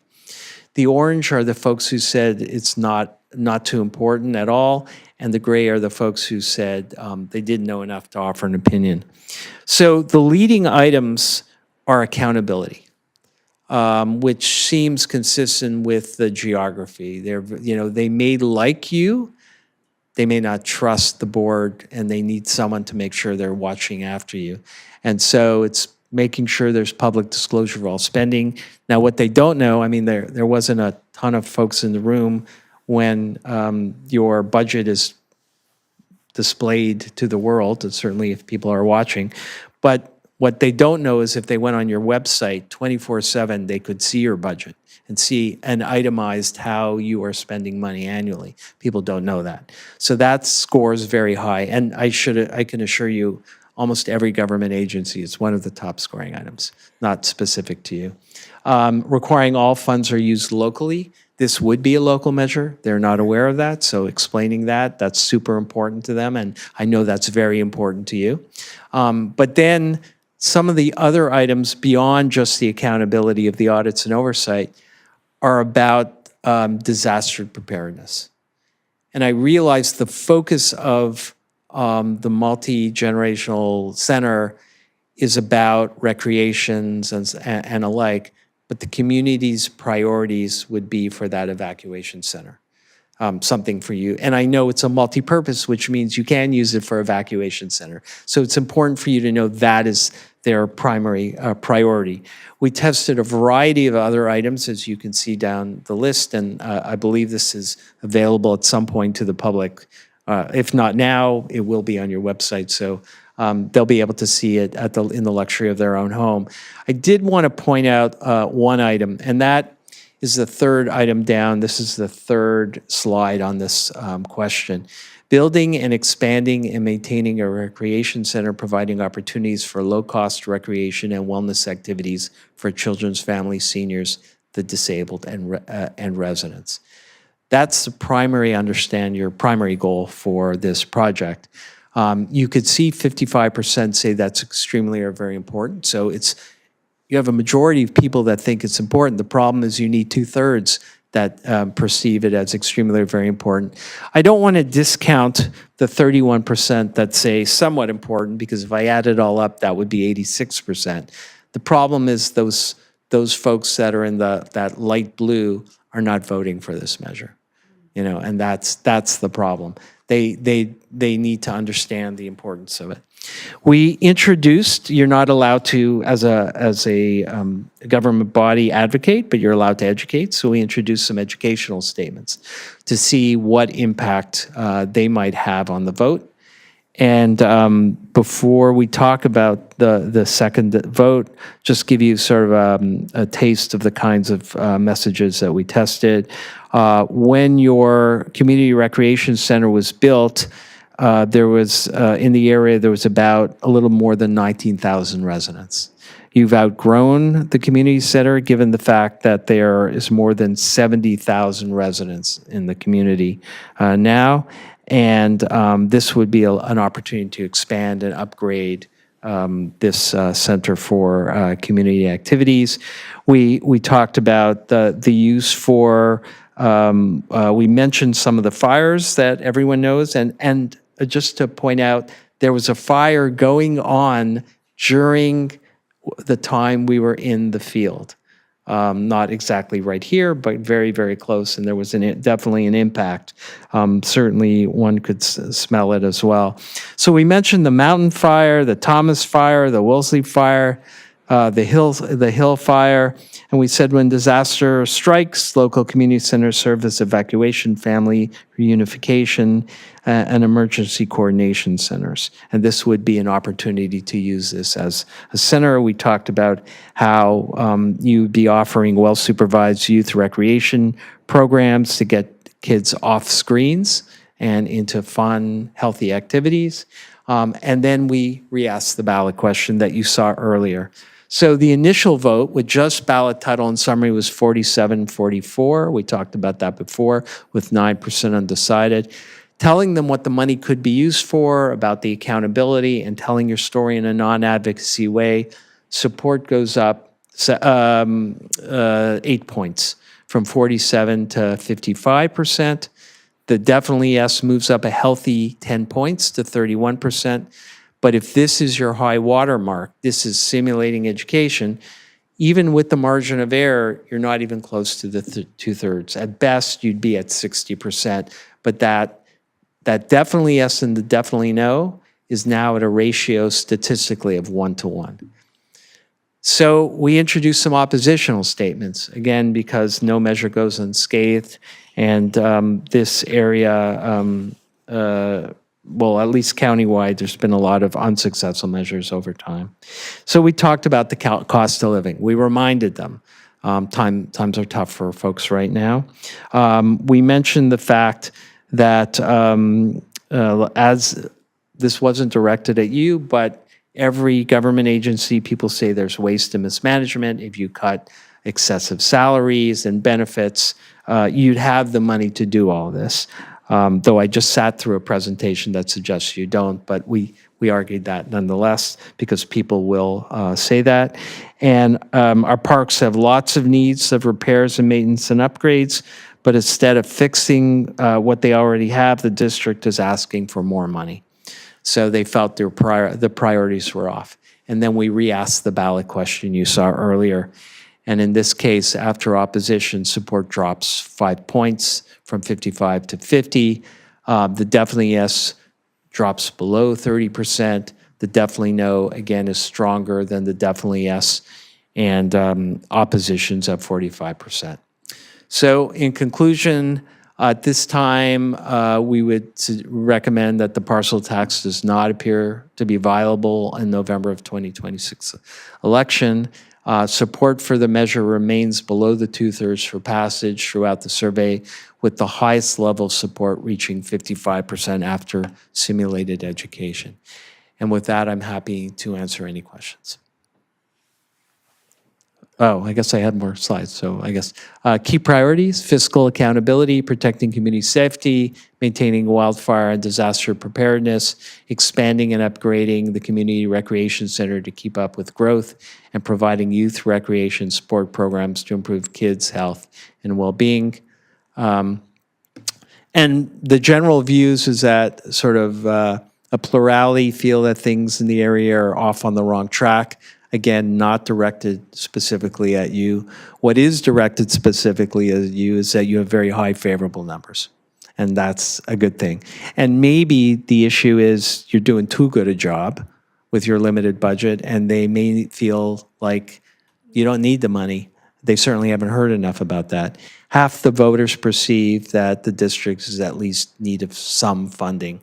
But since you have only the authority to do a two-thirds measure, unless you do a 218 property assessment, measure where you vote, you mail out to voters, your threshold's going to be 2/3. And with that, I'm open for questions.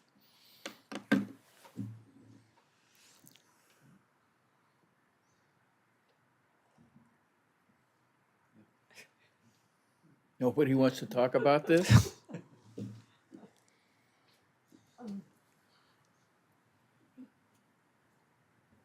I'll start. I'm glad everybody has such a great opinion of us. I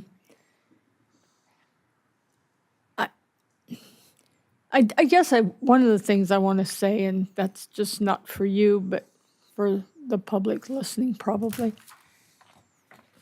I remember the days, and so does Chair Kelly, of coming here not knowing if we were going to make it through the payroll in December. And thank goodness to the GM we hired, we have the buckets of reserves and things to do that. We just don't have the money to make that next big step that a lot of people do want. And I know how the education goes. Trust me, I've been through these things before. But I don't think people realize what the cost is to run an organization like ours. And that the money, so many times I hear, Richard, so many times, well, you have the sales tax, the Costco is coming in and everything. And I go, we don't get that. We're property tax driven and fees, and that's it. And people just don't understand that. And I think that's one of the hardest things for people to understand is we're not going to see a cent from that Costco. And we've never seen a cent from those outlets that bring in hundreds of thousands of people a year. So, but thank you. Three people I knew got the survey and were very positive. But of course, they have to listen to me and have listened to me for some time. And that I know you guys were out there. I know the week you were out there. I know the fire that was going on. Our neighborhood was smelling the smoke, and I'm District 4, and we were smelling the smoke. And the helicopters were flying over our head, heading to the fire. And I just, it's life. That's what it is. And that's the truth of it. So. It's a lot of information to digest for sure. Sorry. Yeah. No, but thank you so much. And it's very illuminating and tells us as a district some of those priorities and some of those concerns. And from the get-go, I thought the emergency evacuation, that was one of the big things that had changed since we first went out with from the last time in 2020. When was this last done? 2024, I believe. I think 2024. I'll tell you one second. Sorry. Yeah, 2024. So I figured that would be something that our community valued. The other part of it is that I'm curious too is how, and I don't think this data is available, but the shift in priorities, how it compares from 2024 to 2026. Certainly, actually, in my recollection, the priorities were the things that we put in the ballot question, some of them, but specifically about the evacuation, that response. So that response That probably was went up. high then. Oh, it was high as then, okay. It was high then, and so because it's not entirely unique to your community, but people have a long memory about the fires that have occurred in this community. Yeah. They were pretty devastating for a lot of folks, and it's hard. They're not 20 years ago. They're fairly recent, and that really sticks with them. There's an emotive element to that, which is part of the reason why we introduced, I'd never done that before actually, but I thought your legal counsel allowed me to give examples Yeah. of the various fires in the ballot question. Yeah. And I thought that would resonate, and perhaps it got as high as it did because of that. And I'm sort of curious, if there weren't fires that week, would the numbers have been lower? And it's very situational. I remember in 2002, when I first started, there was an emergency trauma measure in in LA County that we had been polling, and the people weren't voting as early as they did back then. Most of them were going to the polls and voting. And the data suggests they were probably going to fall just short. The weekend before the election, there was a major accident on one of the freeways in LA, and it passed. I mean, people are very situational, you know. So sometimes when you get away from a fire, when you get away from an earthquake, that significance of it, people care about that, but it's not top of mind. It drops the importance level down a little bit. So it would have been curious if we were not in that during that fire, if that would have even been a little less. I'm just not sure. I think just from a curiosity standpoint too, is that we did do a lot of outreach to the community, significantly more than we did in 2024, and trying to see how much that would have moved the needle, but it seemed as though it was, in a sense, confounded with just the overall state of the economic state or that uncertainty. It's possible. You know what? I don't want to discount the outreach. I know you folks did a lot, and that may attribute to why your favorability numbers are as high as they are. But it didn't translate into the needs. Yeah. And that's the interesting thing. But you have super high favorable numbers and awareness numbers. How does the favorability compare to 2024 For which? for the favorable? I do not have that here, but I do know you have it in your records. Do you recall? I don't remember what it is off the top. But I know we have a presentation somewhere on the Yeah, website. you would have a record for it. Okay. Certainly, yeah. It's a right. public record. Thank you. Sure. The sample size was 421? Correct. Is that right? Did you have a spread of the demographic? Was it like age groups or single family, multifamily, household size? Yeah. So well, first of all, you can tell from the district, so geographic. Remember, this is likely November 2026 voters, so it's not the population. My understanding is that typically districts are divided equally by the actual number of population, but in certain districts there are more families, so there's more kids. They don't count. Well, they always count, but not for voters, right? So they would be a lower percentage. And some communities are likely to register less than others. And even if they are relatively even in their registration, we're looking at likely voters, which means they have to have a propensity to vote in a gubernatorial election, which not everyone does. I do a lot of focus groups, and I ask them, well, do you vote in every election? And they say, no, I only vote in the important ones, which for them means the presidential election. So I'm not going to include someone who's only going to vote in a presidential election in the November 2026 electorate. So that kind of changes. But I can answer your question about some of the demographics, just noting that they are likely November 26th, so they won't mirror what you expect your community to look like. So, for example, in terms of age, we've got 37% of the likely November 2026 voters are 65 plus. So on the higher end of the age. On the lower end, like 18 to 29, that's 13%. Younger folks are less likely to be voting than older folks. That's just the nature of their interests. I can tell you that with respect to gender, it was males were 49%, females were 51%. Latinos made up 24%, Whites, these are self-described. We didn't tell them what they are. Whites 53, Asian Pacific Islanders 8%, African Americans 1, folks who is self-identified with 2 or more races 6%, 7%. They preferred not to tell us. So homeowners, we've got 75% own a single-family home or a condominium. If I were to split it up, 67% are single-family homeowners, 8% condominium owners, 22% rent or an apartment or a home, and 4% preferred not to say.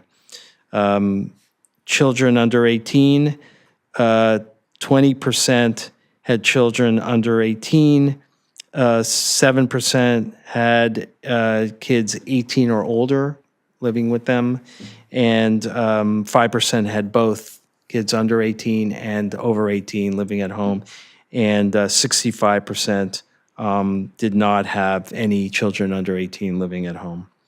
Is that helpful? Yeah. Yeah, sure. Thanks for asking. Richard, again, thank you for the presentation. Just out of curiosity, and the 24 years that you've been doing this, has any governmental agency gone against what your recommendation is and got something passed that you had stated and recommended that they don't do it? If they did, they were on the bubble. So it was like if it was a 50+1 measure and they were like 49, and I say to them, well, it's a coin toss. Maybe you want to do some more outreach and do it in next year. And they'll say to me, we really need to go because if we're going to do cuts in the next year, we have to show that we have actually asked the public for money. So that's the justification. If they worked really hard, and that's like really, really hard, they may have been able to outperform the survey, but sometimes events happen. Like I did a survey in Butte County, up north, and their numbers look good enough to go for a sales tax, and then they overperformed the survey by 10%. And one of the supervisors called me up and said, "We did better than your survey by 10%. What, can you explain it?"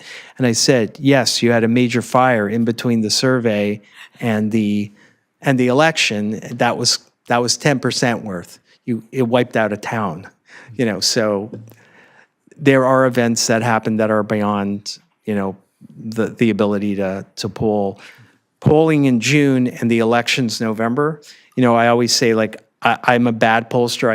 I couldn't predict COVID. I couldn't predict a couple of years ago that we had the 40-year high CPI since the early 70s. I could not have predicted that over time. And I certainly couldn't have predicted the events in the Middle East that happened starting February 28th that led to $6, $7, and $8 gas prices. So I kind of could just focus on what's going on now. Sure. So Okay. I hope that answers your question. Yeah, thank you. Yeah, sure. Did you find any come across any information that would lead you to believe that our presentation was just wrong? Like combining the senior center with the gymnasium? Because this wasn't a focus group and wasn't a qualitative nature, it's hard for me, if someone's going to say something like that on the telephone, the interviewer's instructed, no discussion, this is not a back and forth, just answer the question. That's what you want them, to do, and they're trained to do that. So I don't have an answer.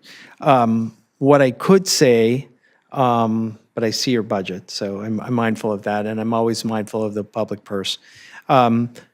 Doing some focus groups with everyday folks who don't necessarily are in this room right now, and just hearing what they have to say and what their priorities are might be helpful in kind of understanding sort of how we know they like you, so that's not the issue. The issue is do they value enough to take some money out of their pockets to pay for it. Now, one could argue, if I have a swimming pool in my backyard, do I need a community center? If I am a member of a gym, do I need this kind of community center? And maybe they take you for granted. You're always there, you perform well, they're happy with your services. They don't necessarily might need anything else. We don't know that. And we do know, because you've told me that and I've witnessed it again tonight, there's confusion between the park district and the city, right? So you've mentioned, rightly so, you're never getting a percent of that or a penny from those sales taxes, but they might think like, well, you're fat cats. You got the money. We see money coming in to the outlets all the time, and I hear this is what they're telling you, and so they say, I don't really get it. They differentiating the two of you, clearly would be helpful. And maybe they would blame the city for not giving you enough resources to be successful. I can't speak to that. I think that is a big reason as to why we can't get this done, is that people think that somehow we get money. The city has, millions of dollars. They have more money in reserves than we'll ever have. And people think we're getting a cut of that because we look like a city government. We're just a separate government. Who happens to be in the Camarillo City Hall at the moment. Oh, now we're here and we make it, the presentation is even worse. I think that is a big one, and that one we may not be able to overcome that. It's possible. And you want to be good neighbors, Maybe right? we'll all be gone when maybe somehow we overcome that. Right. And I mean really gone. Because no matter how much we try, we just can't crack that nut. Just can't do it. The other thing is, and I discount this somewhat, but I still think it has something to do with it, is that early on, when that Taj Mahal was presented to us, when it was obvious from the time it was said that we were not going to be able to come up with the money to do that,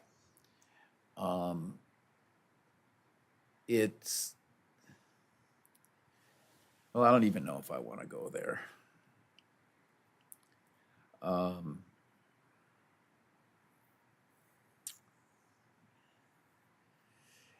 There was some discussion at the very beginning when it became clear that we weren't going to be able to do it, that we kind of got a split. And some of the seniors were saying, well, it's because we've got this gymnasium thing hooked to it that we can't get it done. And on the other side, the people were saying, they already have a senior center. Just give it an upgrade. But we need these for our kids. We need these gymnasiums for our kids. And I don't know if we ever got past that. You want me to Those comment? two Yeah. things, I think, may be at least partially the cause of not, I mean, I hate taxes. I don't want to pay any more taxes.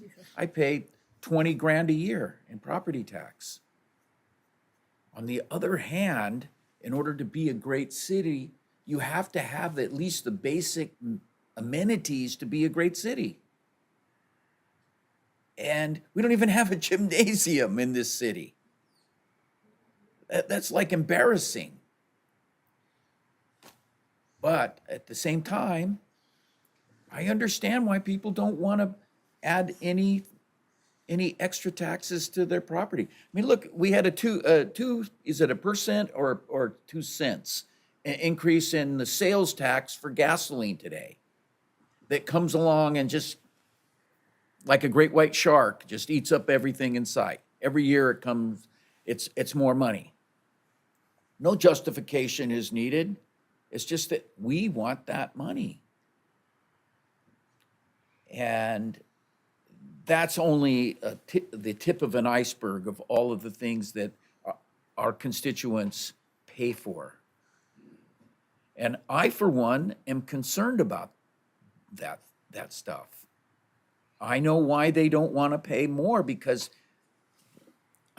in my oral tonight, I have some stuff I'm going to talk about, but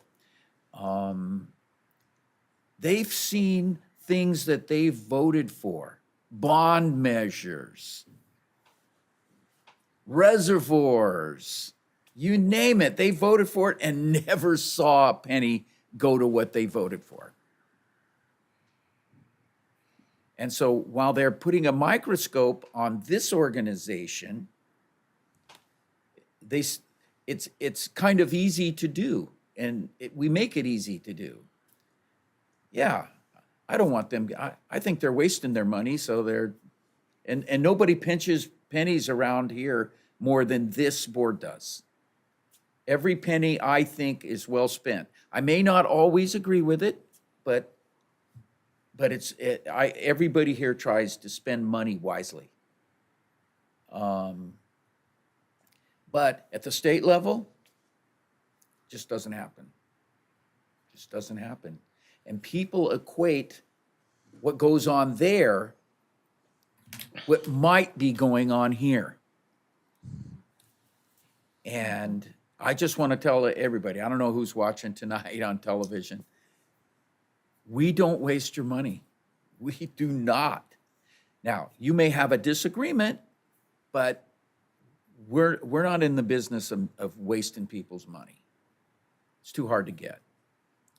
And this whole thing, I kind of knew where this was going to go, because I had my own built-in opinions.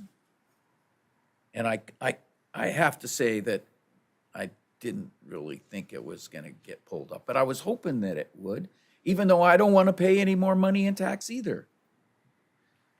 Because I feel that the whole community will grow bigger and better, but you can't attract people who can pay taxes to this community if you don't have the amenities for those people to buy here. I mean, they're just not going to do it. All you got to do is go to Mission Viejo, Irvine. They all build in those amenities, and so people want to move there, and they're people that can pay taxes. That's just not happening here. And so it's going to get to be a bigger, for us it will be, because we are limited on how much money we can collect. And we don't have any ways to go out and, I mean, that ship sailed back in 1977. And thank you for your effort. This is really, disappointing, although I did know it was coming. And so we'll just have to move on and see what we can do about it. Thank you. Just one quick question. I know the amount that was asked was anyone who participated in the survey, were they given approximate, like, oh, this would add about $20 to your property tax? Because I know another thing that we were curious about is if it had been a different amount, if we were able to say, hey, we can get another, X million towards the project, so it would lower the amount that we were asking, if folks would be more favorable to it. Yeah, we tested lower amounts. They didn't fly, and we did tell them that, yes, we did tell them how much it would cost. A typical owner would pay about $55 per year. Okay. We did tell them. And I think you asked me an earlier question, and something that the chair mentioned sort of, as I said, we didn't ask a qualitative question, but my experience is if you broaden the opportunities for folks, you'll get more people aboard. So when someone mentioned like, well, the seniors wanted it for this and the parents wanted it for that, as you expand the pool for everyone, or I don't mean like the swimming pool, but you expand the pool so that everyone has a stake in it. Sure. The intent was to expand the interest. Yeah. I think that was a smart move. I mean, it didn't result in what you had hoped it would do, but I've seen enough surveys over my lifetime to say if I don't have kids, it's not my priority. And if I don't know seniors, it's not my priority. They're important. We care about them, but I'm not sure I'm going to spend money for it because I don't know a senior in my life, or I don't have a kid in my life. So I think expanding it, and I attribute this partly to the general manager, by thinking more broadly, she was trying to expand the net of folks who say, what's in it for me? And people will only vote for things when they understand there's something in it for them. You expand that group, you expand the interest. It just didn't go far enough. Looking at how it's trended from 2024 to 2026, it doesn't seem that even in years down the road that this is something we could get past. Without the help of the city as an alternative venue or taxing mechanism, we didn't test a 218 vote by mail property owner. That would require only 50+1 of returned. It would be a different survey because we would be only interviewing property owners. Not all property owners are registered to vote, so it's a different group of folks. When we did, I did measure W in LA County. I don't know if you're familiar. It's a stormwater measure. For a very long time, they were looking to do a 218. And what we discovered in LA was that 40% of homeowners were not registered to vote. So totally different pool. Now, I don't think it will be as extreme in Camarillo, but nonetheless, it's a different group and the threshold is different. But it's a very, very different approach. Thank you. That's the only way I can see that number going down, but I couldn't guarantee you that the property owners would buy into it. Richard, Sure. 2024 was a presidential election. 2026 is not a presidential. However, it's going to be a new governor. Yep. No matter what happens, it's going to be a new governor. Absolutely. 2028, you see, I'm just asking. Yeah, for it's a really good perspective. question. I will always argue, at least in California, it might not be true in other places, but in California, it's a more favorable electorate in a presidential election because low propensity voters are more likely. And remember, I mentioned Yes. I only vote in the important election. Yep. So that means the demographics of the voters are a little younger, a little bit more voters of color, a little bit more Democrat, and Democrats tend to support these measures more than Republicans. I'm not being disparaging on either group. I'm just being descriptive. That's just how it works. But it's not a 15-point swing, right? That's the thing. Like I don't want to promise you anything. For certain jurisdictions, depending on what it is, if they're close to that 2/3, if you were at like 65, I'd say it's a possibility. You're not there. Yeah. So I don't want to. I mean, I'm aspirational for you, but I also am mindful of the public purse. Yeah. You know. Well, no, we appreciate the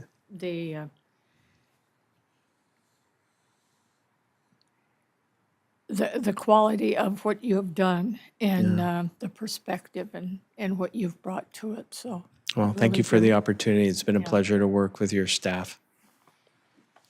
And I guess I'll stay here until this issue is finished. But thank you. thank you.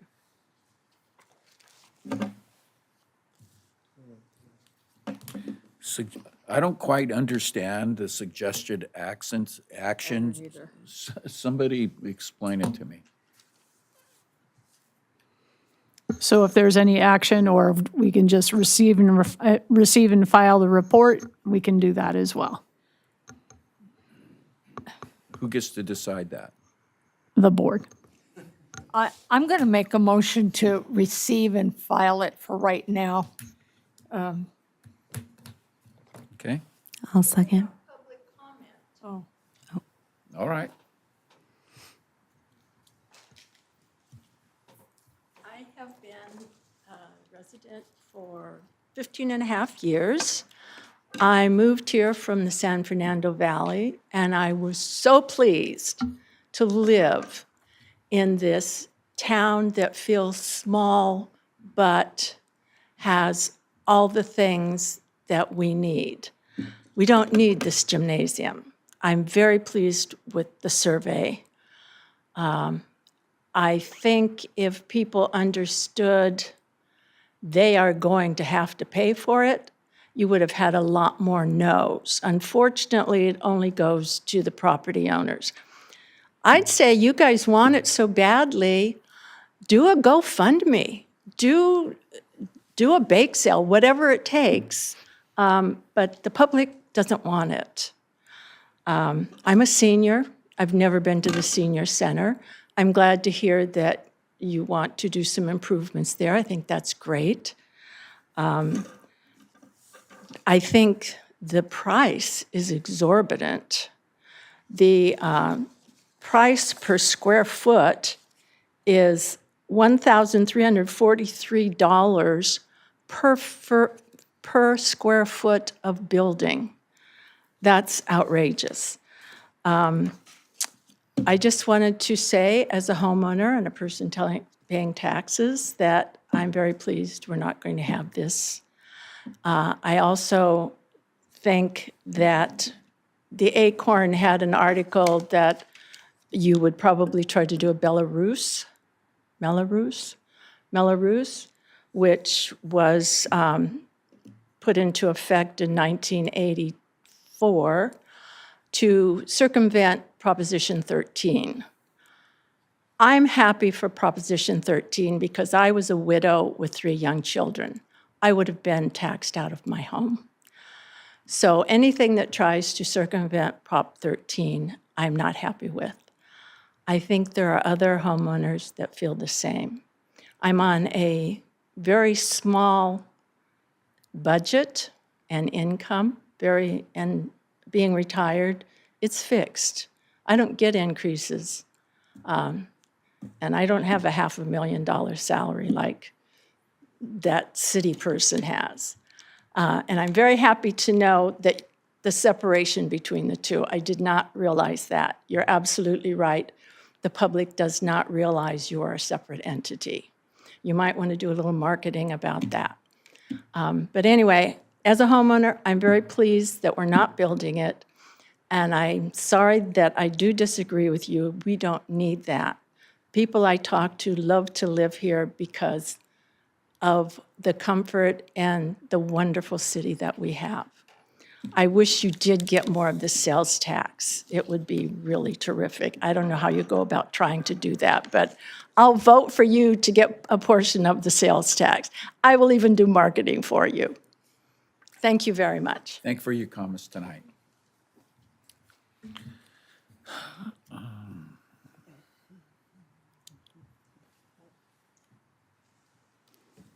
Did you want to go back to the motion? Yeah. Director Magner? Did you want to receive and file? Yes, I'd like to make a motion to receive and file. And I'll second. Director Magner, Aye. Director Dransfeld, Yes. Director Schlangen, Yes. Director Fernandez, Yes. Chair Kelly. Yes. On to more exciting items.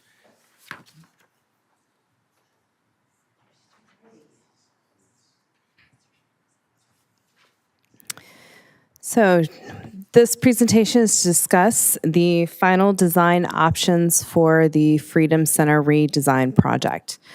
The Board of Directors yourselves allocated $100,000 in the fiscal year 2025-2026 Capital Fund 70 budget to assess the building conditions and design of future renovation options for the Freedom Center. BOA Architecture was awarded the contract on January 7th of 2026. All assessments building assessments were prepared and presented at the May 6, 2026 regular board meeting. Tonight we are returning with 4 final design options and associated magnitude of cost estimates. The next couple of slides are basically very similar to our May presentation, but since it's been a few months, I wanted to just remind, so I'm gonna go through them pretty quick. The Freedom Center it's 9,008 square feet facility. It was built in 1955, and it was served as the Officers Club for the Oxnard Air Force Base. It has 1 large meeting hall, a side meeting room, a full bar setup, commercial kitchen, 2 bathrooms, 8 storage rooms, and exterior stage to the back of the facility. It was a part of the district's ADA compliance and transition plan in 2022 with a cost estimate of $184,205. Contract was awarded to BOA on January 7th of 2026 to conduct architectural redesign process of the entire facility. The contract dictates that they assess and evaluate the center for all environmental and structural deficiencies, initially requiring a minimum of 3 conceptual designs, and the most important aspect of bringing the center up to all legal mandated building codes and legal compliances. So just some pictures to remind you, this is the exterior of the building. You've got the front portion of the building, so that main entrance and the parking lot. This is the exterior and the back side of the building facing the grass lots towards the baseball fields. This is the interior of the building. This is the main multi-purpose room hall of the building. On the left picture, you have the elevated stage that's currently in place. The bathrooms are to the left, where you see that water fountain on the wall, an office storage space where that blue trash can is. This is the side meeting that we consider the sunshine room. That those 2 double doors go on the right-hand picture, go to the outside of the building. And this is the current bar setup room. Not utilized too much, except for parties, but the bar itself is not utilized too much, but existing from the old Officers Club. This is the current picture of the kitchen. This is the women's restroom. So you see it's very, very tight spaces, definitely not up to ADA compliance. To fit comfortably, you need to be a pretty slender figure to have any room. And again, definitely not ADA compliant. Just another view of this gentleman's, women's, and then gentlemen's of the urinals. Same challenge, small spacing, configuration, and not up to building code or ADA compliance.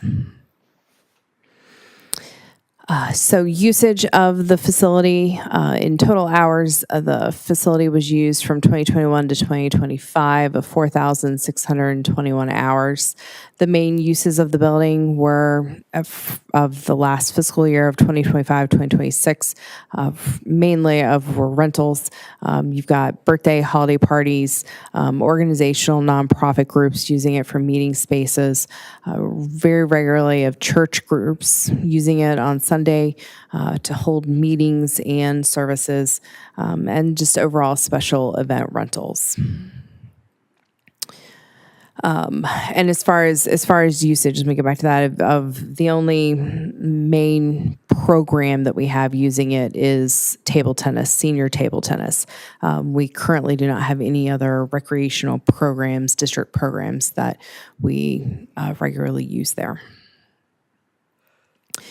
Conditional assessments, again, there was very expected results for a building of that age. You've got lead and asbestos throughout the building. All of the electrical, plumbing, mechanical systems need to be replaced. They are outdated. They have lived their useful life cycle and system. The soils report, Associated Soils Engineering conducted the test. The soil's not in the greatest condition, but it is satisfactory enough that for future improvements can be built on it. So just showing some of the more interior conditions of plasters, the walls, in the flooring. You've got cracks all throughout in the flooring. You can see seams, and making it certainly safety hazards and conditions for users of the facility. These are storage, pictures of storage building. Pretty much all of the door jambs have seen their useful life quantity of hits and dings and bangs. And again, just more pictures of the flooring showing the cracks of it.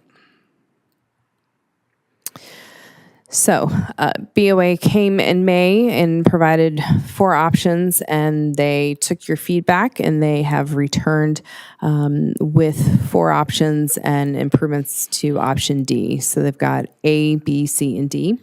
The designs were made with the following goals and assumptions that at very least one minimum option is just for legal and environmental compliance, and that would be option A. All improvements are supposed to be within the current footprint of the existing building, so not adding any outside, expanding the current footprint. The existing office space, we do have space, and that will be relocated for the park rangers to the park office. That will be given. There is need only for a warming kitchen and not a commercial kitchen. And the priority is room and storage flexibility. So the goal is not to have just a single use center. We want the highest priority of flexibility to have as many uses as possible in the center. So the overall general feedback that we got from the May 6th meeting is, again, flexibility, and then coming back with option D to reflect outside doors, so at least 1 storage room, if not more, but a minimum of 1. Bifolding doors along the back wall instead of windows, so to be able to have that multifunctional, and insertion of a bridal/groom's preparation room. So I've inserted a square footage chart just because there was a lot of questions about the exact square footage in the May meeting. So as you can see, the as-built has lobby space, so that's taken out in all of the options. But just to give you an idea of how much square footage is per room in each section.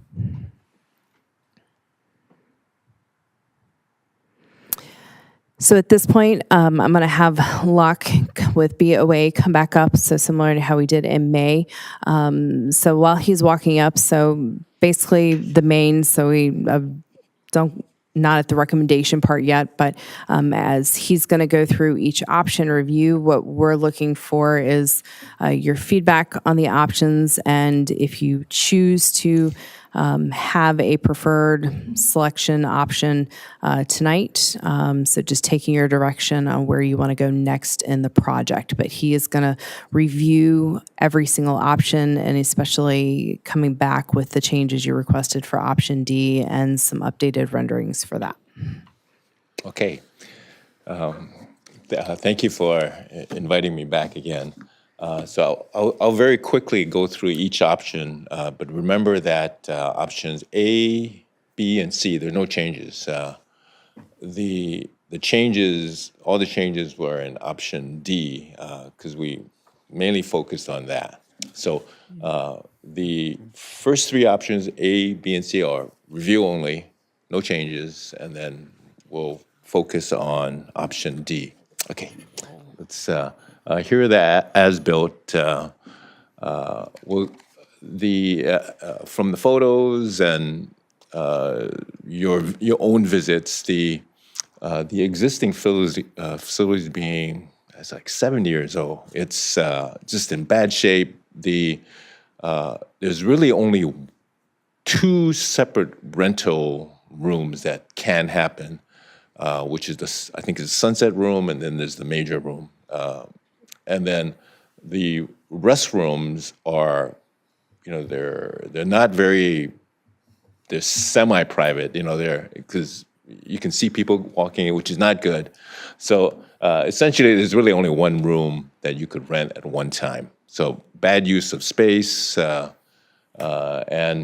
also when the bar is, bars have been obsolete for a long time, so it really just doesn't get used, and the kitchen is way too big and way too old. So and the circulation is very bad, because particularly where the restroom occurs. Okay. Next, do you control it or? Let me go down. There we go. Okay. I guess it's only because it's a PDF, it's going to let me do it. Okay, in option A, which is the good thing about it, it's the least expensive. Now, there's most of the walls are being used as is. So to make 3 separate rooms, the circulation gets arduous and maybe too much circulation, where hallways are longer, and also we call, at least I call the view looking down in the sheet, which is to the open fields. The room that doesn't have that better view is the one on the top right. So that's not very good use of the outdoor area. And the room that's next to the kitchen, being that there's not very many windows there, that also doesn't have great view. So the only great view one is the one that looks down on the sheet. So now the kitchen services only one room with direct access, so it's much further away for the other 2 rooms. Okay, so that's some of the good and bad. Now, let's move on to the next one, where now B and C are very close. They're cost-wise, they're very similar. The only difference is the location of the kitchen. So in B, you see the location of the kitchen is off to the left. And then if we switch very quickly to C, the kitchen is located in the middle. Now, in many instances, direct access to the kitchen is good, because you can serve directly into that room. Very efficient. So that is the main difference. Okay, I'm gonna go very quickly to D if there's no other questions on that. So let's go to D, and Jessica had highlighted some of the comments that were taken and then implemented. So I'll just highlight some of the things. There was discussion on a bridal room. Thinking ahead to rental for weddings. So you see in the white there is a bridal room shown with a restroom next to it. So that would take care of bridal needs and weddings. So that's a plus. Another one is storage from the outside. So you notice in yellow, there's a room with outdoor storage. So that would lead to outside storage needs, possibly renting the outdoor patio without renting the indoor. So that was good. The other one marked in, you see in red, where there's operable walls, which allows two rooms to turn into one for more flexibility in rental spaces. Now another one is, is it? My notes, sorry about that.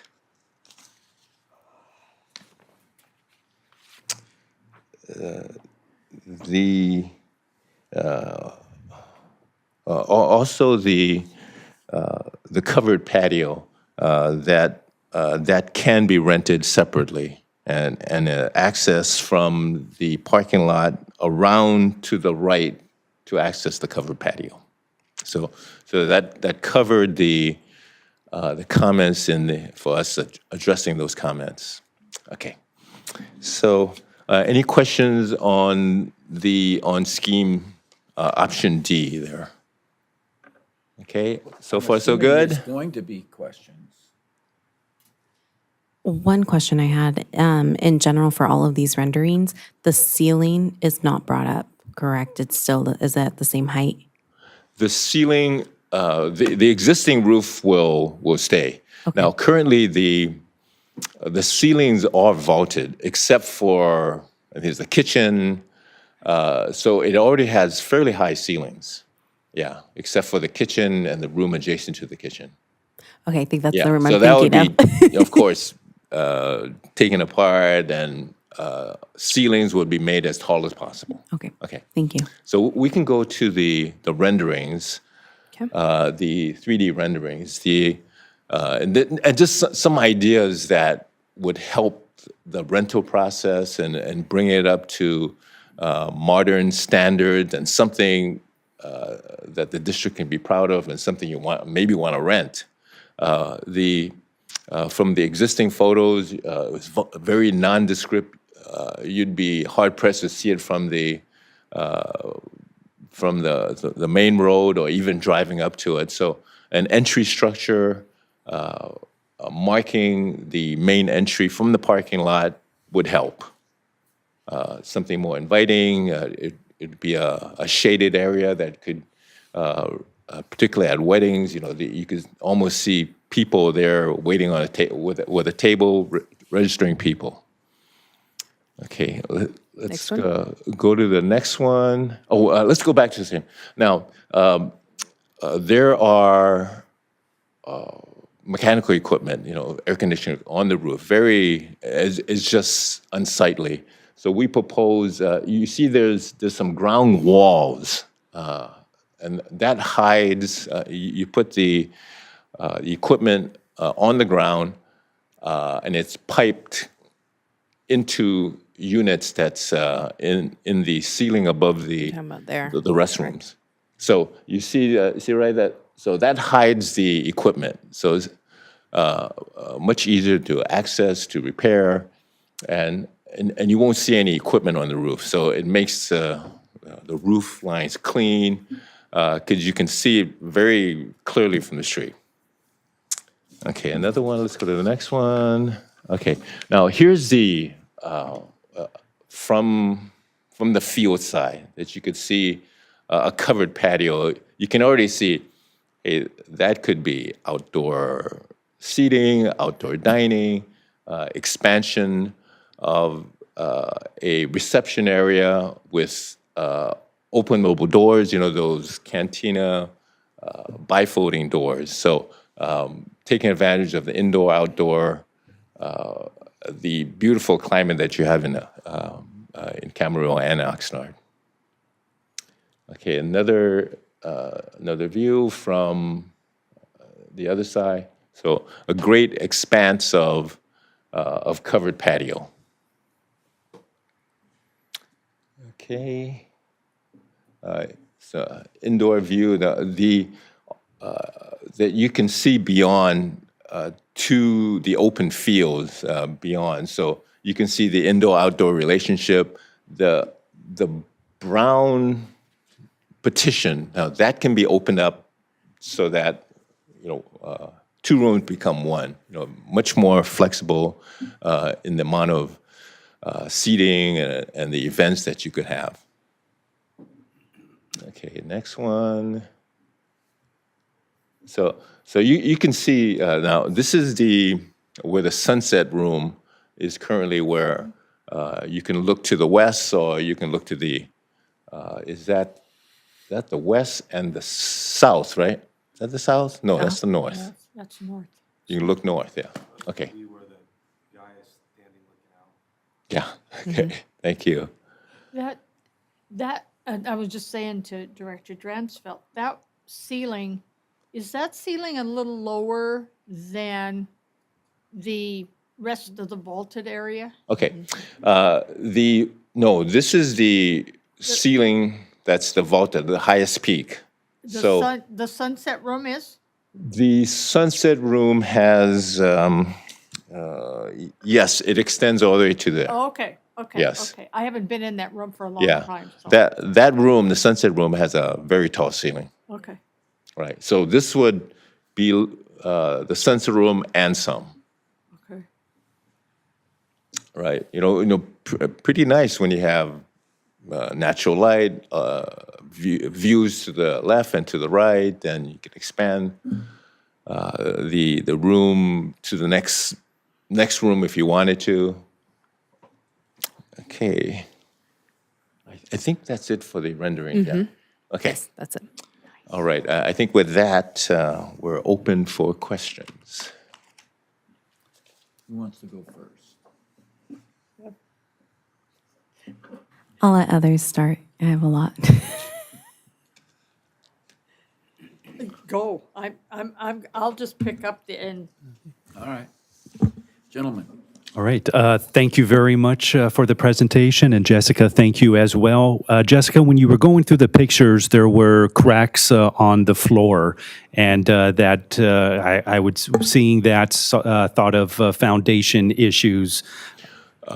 That's more of an issue of moisture coming off the ground due to a lack of a barrier. When buildings nowadays, there's a barrier underneath the slab. So when there's an addition, that joint, there's a leak in it so that moisture comes off the ground. Now, pretty difficult to mitigate that without cutting it up and then putting the right barrier and putting it back up. So what we try to do in this instance is to use a flooring that's more of a floating system so that you're not gluing it, and whereas moisture would weaken the glue and therefore popping tiles, so we won't be using a glue down system, but more of a floating floor system. And you can kind of see it, those are vinyl LVT planks. So which is more of a floating system. It's not adhered, so you kind of hide that problem, or you use flooring that doesn't rely on glue. Okay. All right. Rather than solving it right now, spending on something that would cost a lot of money but won't have that much in return. Okay. All right. And the petition walls that are in D, how much of a cost would that be to put them in any of the other options? Generally, those walls are very expensive. They're like $100,000 to $110,000. Quite expensive. Per petition wall? Per So if you petition. wanted to in on one of the other, it would cost around $200,000 more? Correct. Okay. Right. All right. Thank you. You have anything, Nick? Okay. You have something, Nick? You can go and I'll ask Okay. anything else. Yeah, I got some basic questions. On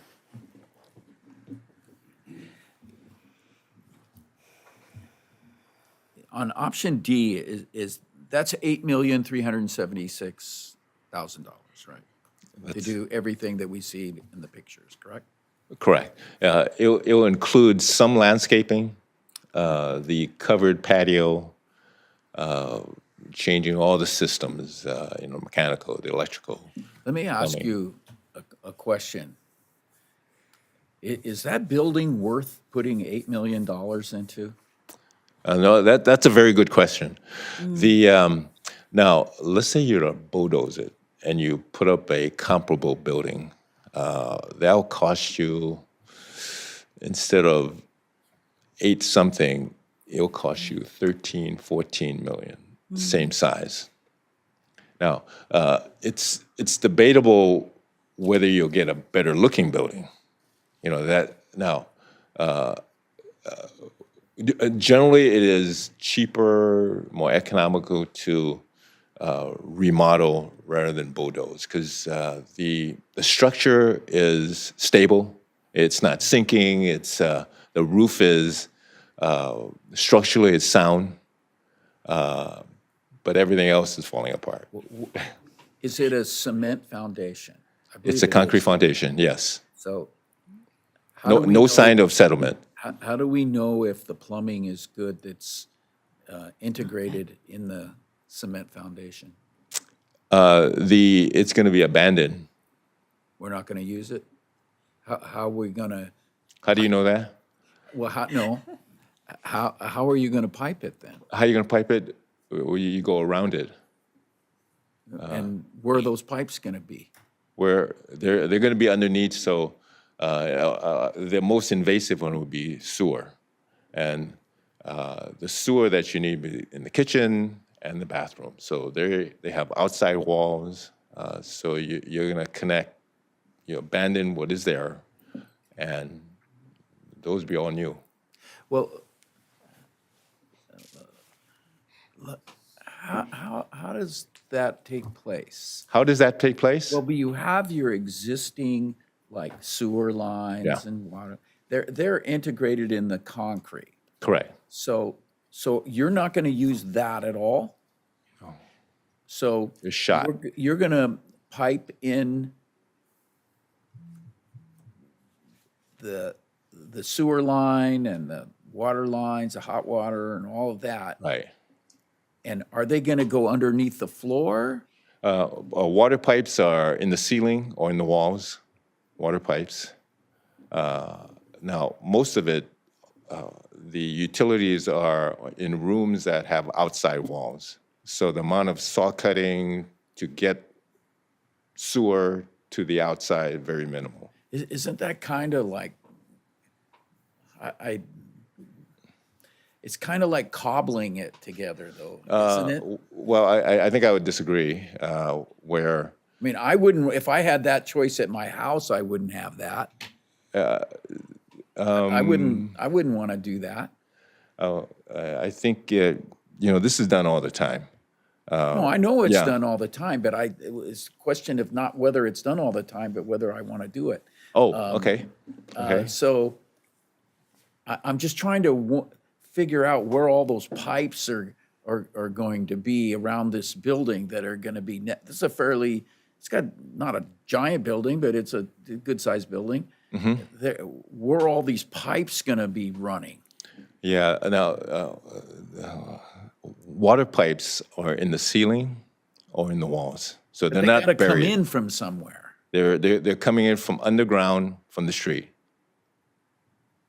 And they're going to go outside the building to a point of connection, which is on the outside Is wall. there going to be spaces in the walls built for these pipes? Yep, So they're going to be hidden.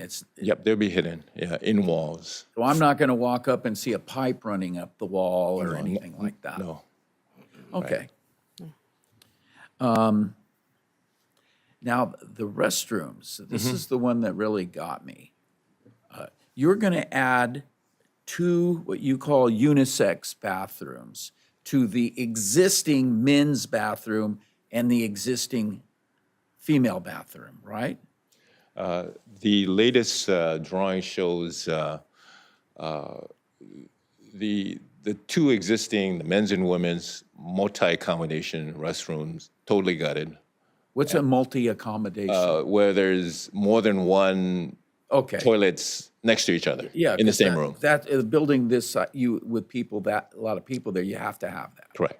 Okay, so I'm trying to get it, so it's, the female bathroom stays the same, the male bathroom stays the same, and then you have these unisex bathrooms. Is Yeah. that what it is?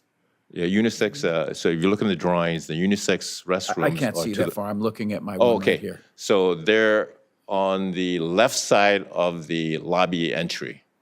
So those are the. I know, but please answer my question first.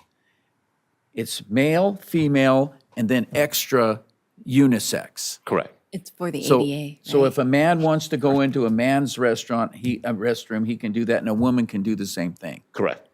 Okay, Yes. that answers that question. This is option D. It has the bridal room, and it has next to it a unisex bathroom. So Correct. the bridal room is where the bride's getting ready and Right. doing all the Yeah, primping and all that. I think we had debated about that, whether to put another door from the. Well, I'm just wondering Yeah. if she's going to have access that would be her main access to the Correct.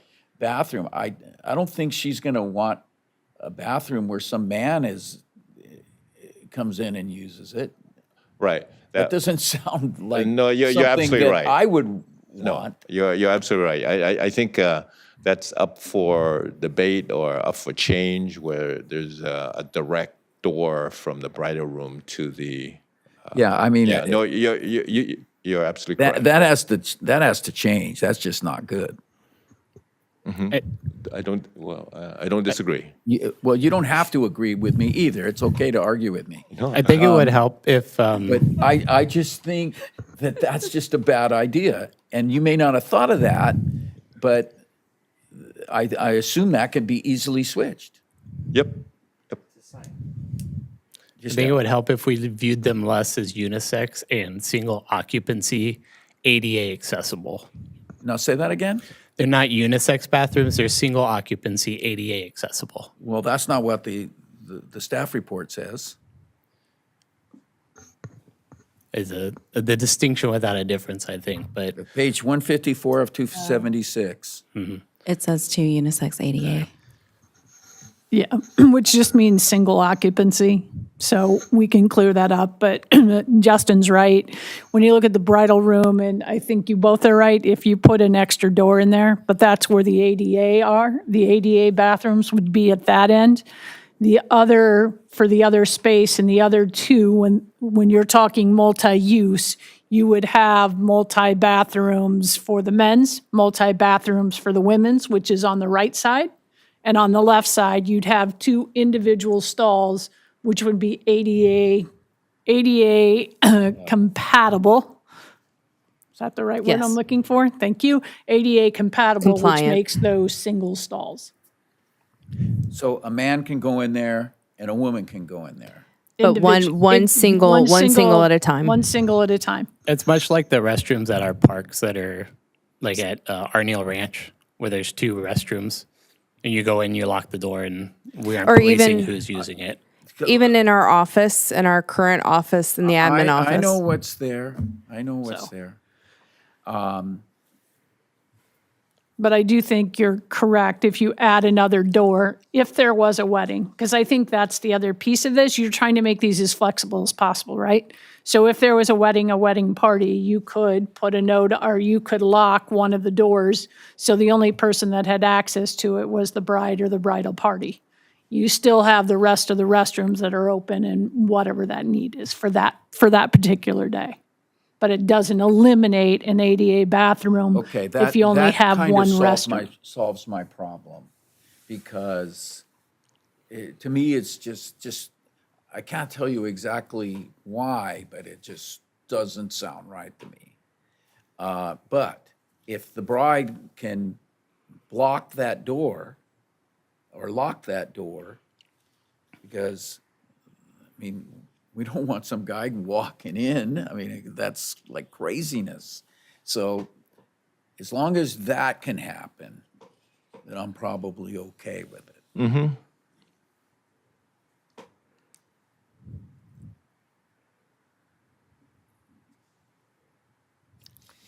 Okay. Anybody else have any questions? All right, I'll run through mine. When I look at this project, it's really expensive. And I wonder how, my first question is, how do we pay for it? And that's not for you to answer. I know that that's something for us as a board to discuss.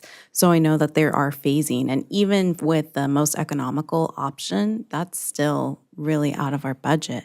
So I think trying to figure out what we can do with this facility, for example, if we're able to, so it's a thought process of this where, what are some of the small things we can do? Because it seems like if we touch one thing, I don't know if we open up, say our pipes, it seems like the pipes and electrical are on their last stand. If we touch that, we have to bring everything into compliance. Is that the case? No, that's not the case. If you're doing repairs like for like, then you don't have to bring, like you're painting, that's Yeah. not a trigger Sure. to something else. If you're replacing the AC, that's generally not, it doesn't trigger, they force you to do other things. Got so, in general, repairs up to a certain point are not considered triggers to other things. What is considered a trigger at that point? Let's say you want to, when you make improvements, an improvement would be you want to knock down certain walls, enlarge, that's an improvement. Yeah. Well, like taking out the bar would be. The bar, if you're just knocking it down Yeah. and just have an empty room, that's not a trigger, Okay. right? So there, it is very. I'm going to say you're walking a fine line when you pull a permit to do something, and it's generally for improvements. Now, let's say you're going to improve the kitchen, or you're going to improve the restrooms. That triggers other things. The 20% rule comes into effect where if you're spending $1 million, then 20% of that goes to ADA compliance. You're forced to do other things that you're not budgeted for. Okay. That's the biggest thing for me too, is the bathrooms. And so I figured if we're adjusting the bathrooms for ADA compliance and whatnot, and if we do kind of these like patch improvements in a sense, I guess one of my questions there too is, at what point does that not make sense as opposed to just doing the whole. Right. In general, when you start phasing it, Yeah. you have a 10-year. I want to say you have a 10-year plan, and you're going to make 4 phases. At the end, you're going to double the amount of money you're going to pay. Yeah. Right. As opposed to you get a loan and you pay for all at once. That might be a cheaper route, or you do phases that make sense. For example, you do all the interior improvements and you let the exterior improvements wait. That seems to be a more palatable, a cleaner break in phasing. I saw that in option D, that being an option. And even with that, it's still less than B or C, at the 5.5 million.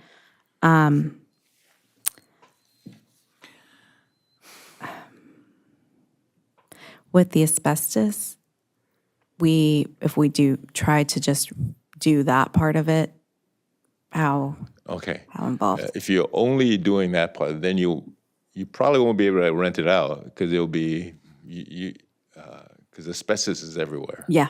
The flooring, you got to put back the flooring. That's an improvement. It's everywhere. It's pretty difficult to only do that because you'll be left with a facility you can't use. Got it. Yeah. And that was one of the parts where I was like, at that point, just have to do most of the building. Yeah, it would make more sense. Right. Okay.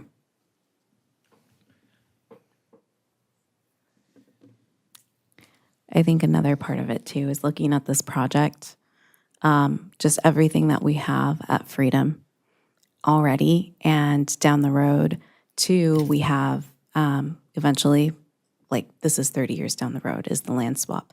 Our parking is not getting, like we're not getting more parking already as it is. Folks there at the facility aren't able to, if they haven't rented and there's other events going on. And my difficulty that I have is, you had mentioned landscape being part of it, is kind of creating that privacy element.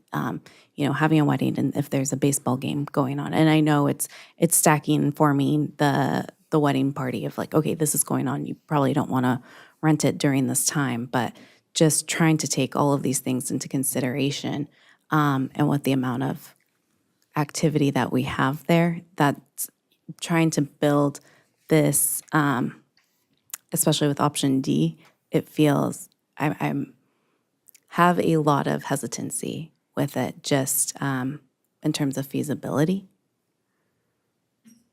I don't know if there's others that. Anybody else feel the same way? Yeah, I have a follow-up question to that, because is it worth us doing this to, are we going to be able to make that kind of money? And I hear what you're saying.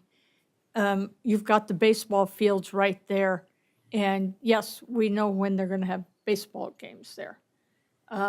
But, you know, do you put a huge hedge? Do you put a tree barrier? Do we put a Matt? Do we put a charter oak windrow through there? I'm with you. You know, that's a beautiful view out there if you don't see the baseball park. I happen to like baseball parks, but I mean, if I'm going to have a wedding out there, and I mean, the renderings are beautiful. If we could have a wedding out there, that would be You would be a need great. some extensive work Yeah, to do it. What I now know what you mean, and I think that's, yeah. you're looking at like some of those wedding places out on Well, just something that would be out on the road out there by yeah, Santa Marvello Rosa Gardens and yeah. some yeah. where there's like some vegetation and there's some trees and Yeah. it's canopied and so forth. Yeah. Yeah. To make it have a better Appeal. Well, and I understand too that this is a more cost-effective, Right. venue than it is going to be something off Santa Rosa. Also, if you look on when you're outside, looking to the right, there's all those the pumps and whatnot, and then you also have all the noise from the helicopters. So, again, just trying. I don't want to. There's just a lot, and if we're investing this much into it, I just want to make sure we're wouldn't be- that wouldn't considering. be what we would invest Right. And Right. and also thinking of whether or not there's going to be more fields being added for Pinto and whatnot, because I know the originally, That was originally. going to be something. And then also thinking of pickleball coming online and whatnot, that we are just so impacted for parking in that spot. And if I could add just of something to keep in mind, I mean, I think one of the priority has been flexibility. So not having a venue that all the focus is of wedding or the only focus is sports or et cetera, is having a space that can be as multifunctional as possible. I mean, we have just today, I can tell you, Cheryl took a call from a church that is looking for a place to rent, has the money in hand, but every space, including Freedom Center, is full on Sunday mornings with churches. And so they're not looking for a wedding venue. We could rent that out and have that revenue if we just had a functional space. I can tell you a lot of the feedback we get from renters, they're looking for an economical space that they can rent. They will put up with the baseball. They'll put up with a lot of those factors. It's they get inside and see the conditions and go, well, maybe not for that. And so I would just just encourage you to keep in mind of as much flexibility as possible. We're not trying to bank it on just one type of activity or rental. You know what, one of the things I was thinking about is people looking for meeting rooms during the week, Correct. Yep. conference rooms and things. Even with the convention center coming in, people are still looking for places to have trainings and meetings and that kind of things, and there's no ball games going on during that period of time. You should have seen the place we just rented for a deposition with like 6 attorneys and their staff, and in Thousand Oaks. It was the worst place I've ever seen. Yeah. And so I know that they only got that because that was all that was available. Well, and I hear friends of mine talk, we need a meeting room. Where do you have someplace big enough for 50, 60 people? Not, you probably didn't have 50 or You know, we only 60 had people. like 12, Okay, but still, for a deposition, you want some space. space, and as I looked at the pictures, I was like, oh, that would be really nice. But I'm like, Bev, and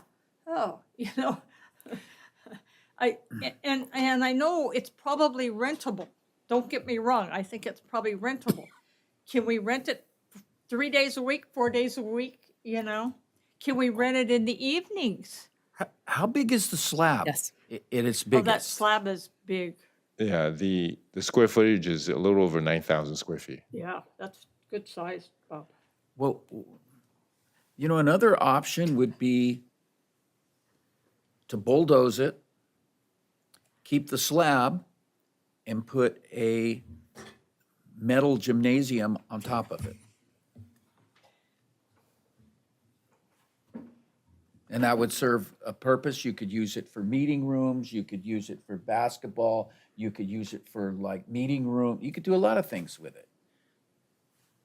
I mean, the building is shot and it's got asbestos and all that. I mean, maybe we should think I'm not suggesting we do that, I'm just saying maybe we should think of some other things that we can do with it. I'd like to go back to one of the questions you asked about the asbestos.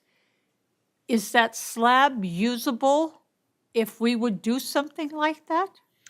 Or is there asbestos in those pipes in the slab? The asbestos is in the paint and the flooring glue. Okay. I think there's some in the roofing Maybe some insulation. and the ceiling. In the ceiling, yeah, Yeah. okay. Okay. Just about everywhere. So it Yeah. would all be gone. Yeah. Yeah, well, that's why I asked that question is, is the slab usable?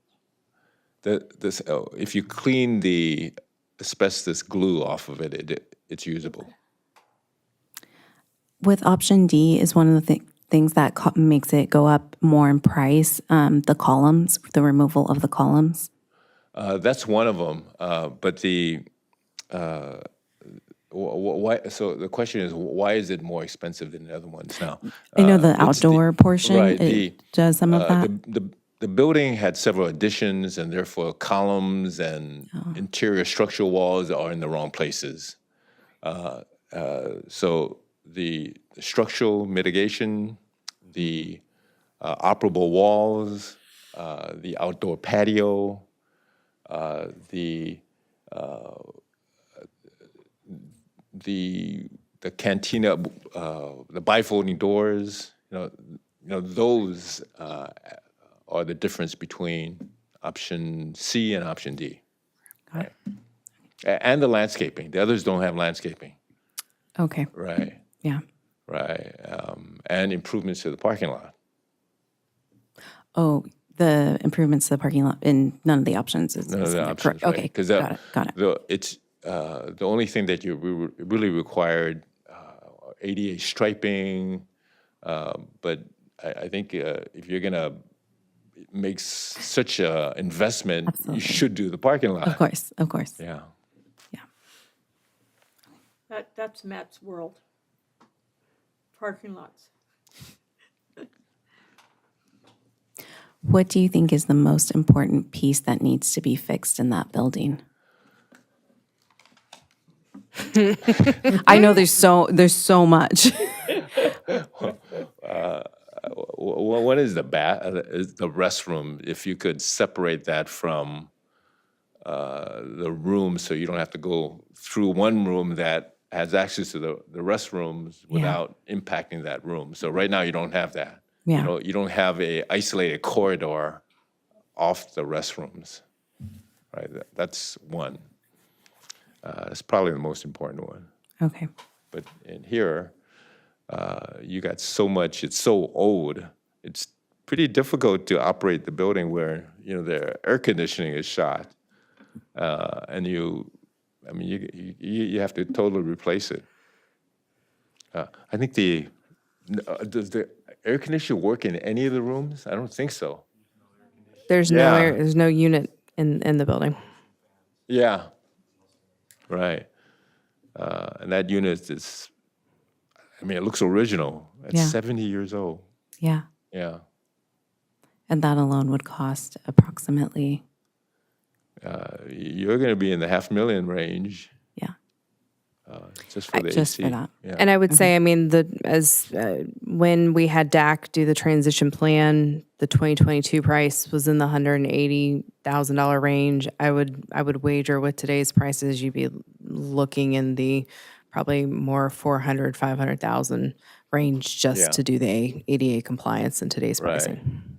Yeah, most of that was I think half of that is probably in the restrooms. So Yeah. if you're going to touch the restroom, you should just gut it, Yeah.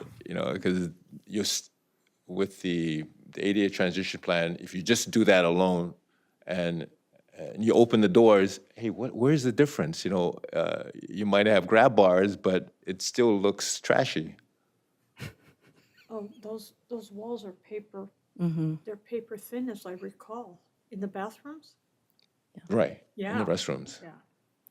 Yeah, I'm not sure if anyone's been there recently. I stopped by yesterday just to take another peek at it. Oh, I was in there probably 6-8 months ago.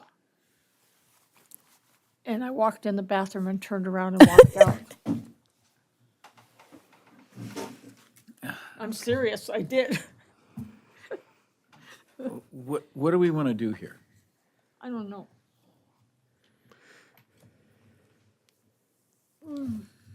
Yeah, you might restate maybe the recommendation or Yeah. the path forward. Can you just remind me how we would pay for this? Yeah, that's what bothers me too. I was like, where? Oh,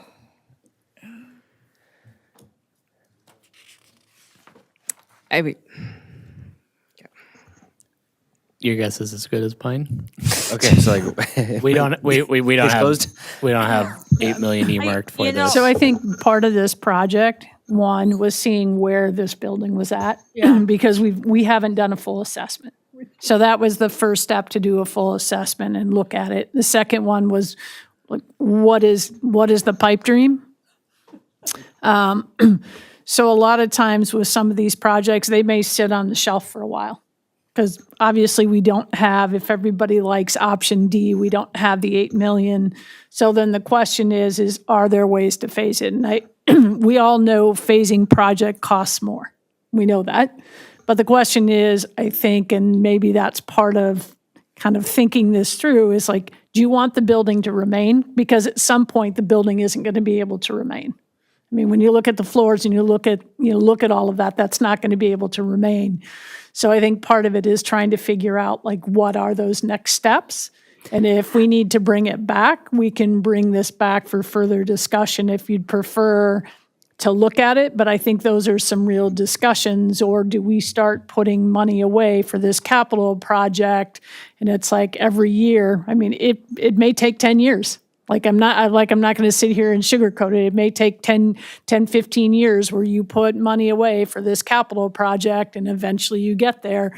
Or, is there a phasing portion of it where it's like, I get it's going to cost us more, but do we want to keep the building? And that might be the question you kind of need to ask at this point. And how long, and maybe this question for Locke, is how long do we think we can have that building before it needs to be torn down? Okay. Well, as I mentioned before, the slab and the superstructure, which is the shell, the shell is mostly out of block, which can almost last forever. And the structure, the roof structure is stable, and so the shell, the roof, as long as it has a good roof on it, roofing would, that could stand the test of time, because you don't see cracks, you don't see diagonal shear cracks on the walls, so your building is stable. Now, using it is a different story, because you don't have the utilities there. So use of it and renting it is going to always be an issue. Now, what do you have to do to? The question is, do you have to rent it, or can you just stay still? I think you're renting part of it right now, right? As is. Yes. So if you continue on this same route, you could go for a while, and because it seems that there's so much wrong with it, and you piecemeal it. How much more rent can you get when it still looks trashy, right? Even if you do the restrooms, the rest of it's still, not in. Can you raise the rent? Probably not. So it seems like waiting would be probably better, because you could wait for some time, 10 years. I would venture at least 20 years in the same condition, and it probably won't change that much as long as you keep up the roof.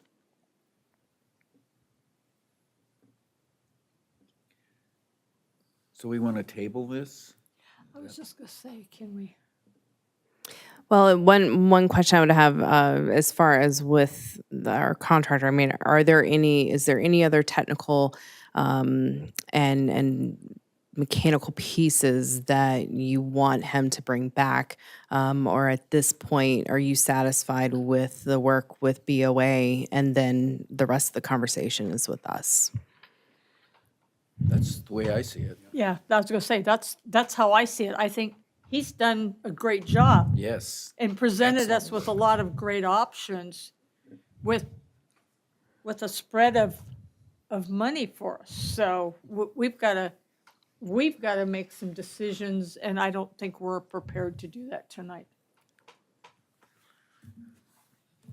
What's your thoughts, Director? Oh, here she comes. See, I agree. She's got that mind going. No, I was just looking again at B and C and knowing that the kitchen is the biggest difference with those. Yeah. And then as Director Shung had questioned too, whether or not we could put partition walls in some of them to make it a little bit more flexible. Yeah, but I'm with Director Wagner. Thank you so much for your time. Oh, and do I need to make a motion to table it, to receive and to table it for now? To be brought back at. To be brought back at a later date? Yep. For just staff discussion, yeah, staff and board discussion. Go ahead. Thank you. Thank you. Thank you. I don't think we need We don't need a motion? no, we don't need a motion. We don't need one? No. Okay. No, I think you're tabling it just to bring back at a future meeting, Okay. so. You want to take a 5-minute-er? Yes, Please. please. Okay. That was a.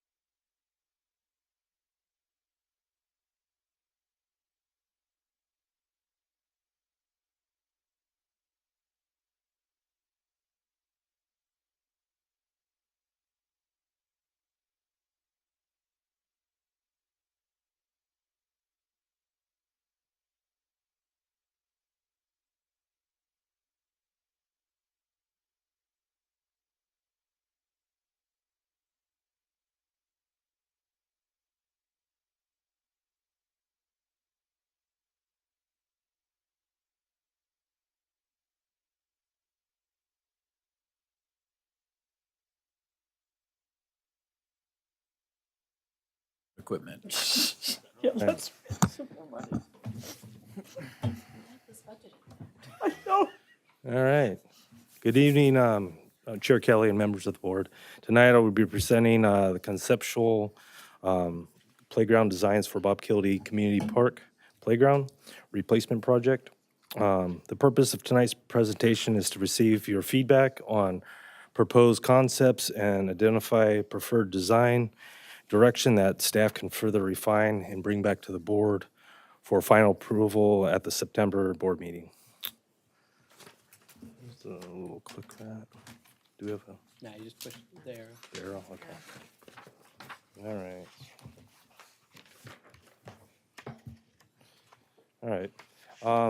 This project is included in the fiscal year 2026-27 capital improvement program with the total budget of $550,000. Rather than simply replacing the existing playground, staff evaluated opportunities to significantly improve the play experience by expanding the playground footprint from approximately 4,600 square feet to approximately 6,700 square feet. The larger footprint allows us to increase the playground capacity, provide additional inclusive play opportunities, improve accessibility, and create a more engaging destination playground for the community.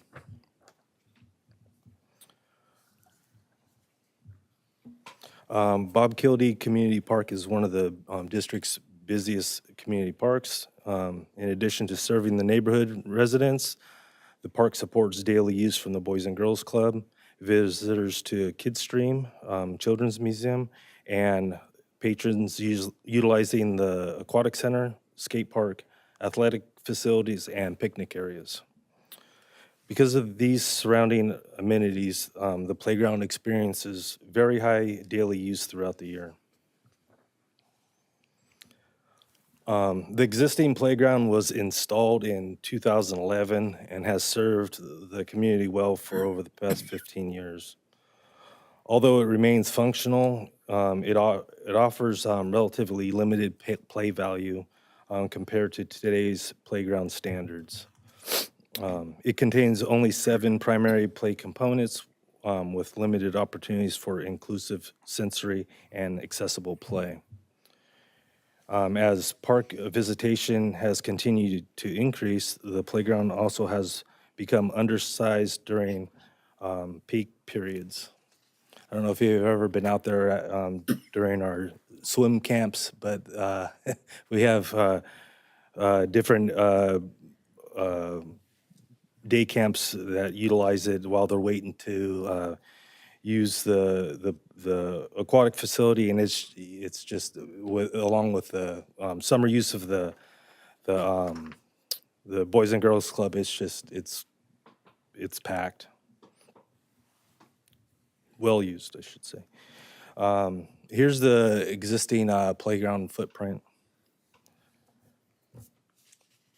And what we would be doing is we'd be expanding out. I'll show you another slide that will identify the area where we would like to expand it to. By expanding the playground approximately 2,100 square feet, we can dramatically improve the overall play experience while maintaining ample open space around the playground. The additional area allows room for larger structures, more inclusive components, improved circulation, and better separation of activities without overcrowding the site. This expansion also provides greater flexibility during the design and refinement process. So here's the existing playground with the area that I highlighted. It's the turf area that's directly to the east of the playground, in between the tennis and pickleball courts. So that area that I have highlighted in red would be where we would be expanding the playground out to. To develop these concepts, staff met on site with 2 nationally recognized playground manufacturers, Game Time and Play and Park Structures. Each vendor evaluated the site and prepared 2 conceptual playground layouts based on staff's design objectives. Oh, no, sorry about that. There you go. Okay. Staff focused on play value, accessibility, inclusive design, long-term durability, maintenance considerations, compatibility with existing site, and overall value within the available project budget. In addition to the project budget already identified, staff's pursuing supplemental grant opportunities through PlayCorps and manufacturer-sponsored funding programs. Those funds could allow us to incorporate even more inclusive play features or other enhancements without increasing the district's financial commitment. These opportunities will continue. We will continue to explore these throughout the design process.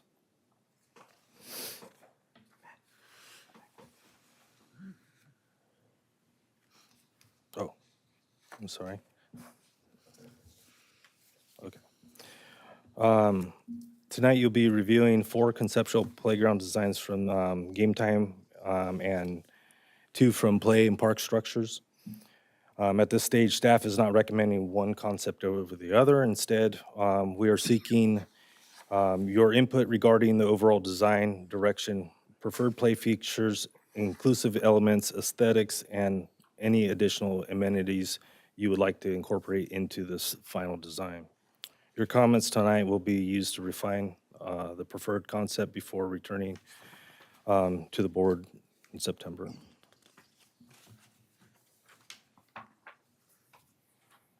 Here's some renderings of Game Time's option 1. The options that we got back from Game Time, this one, it had inclusive play elements, but it did not utilize the expansion area that we had defined. So it has some good elements to it, some cool features, and if there's anything within that option that you would like to see incorporated with any of the Game Time options, then we could look at that and bring it back for a final decision in September. So,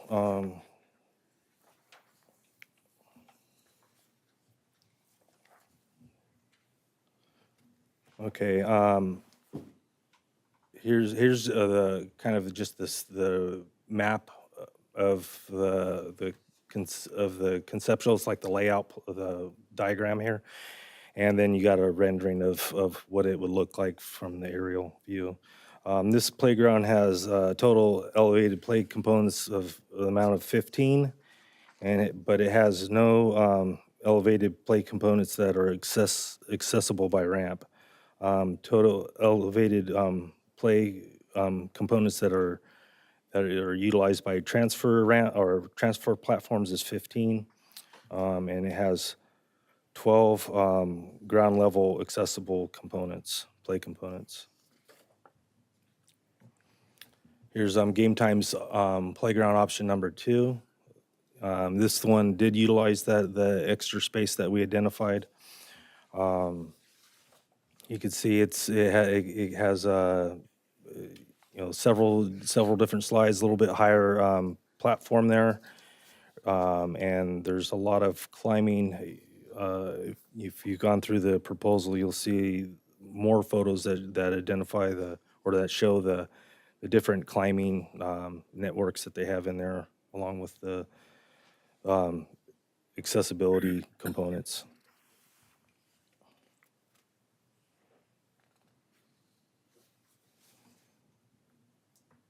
So here's the overview of the option 2. And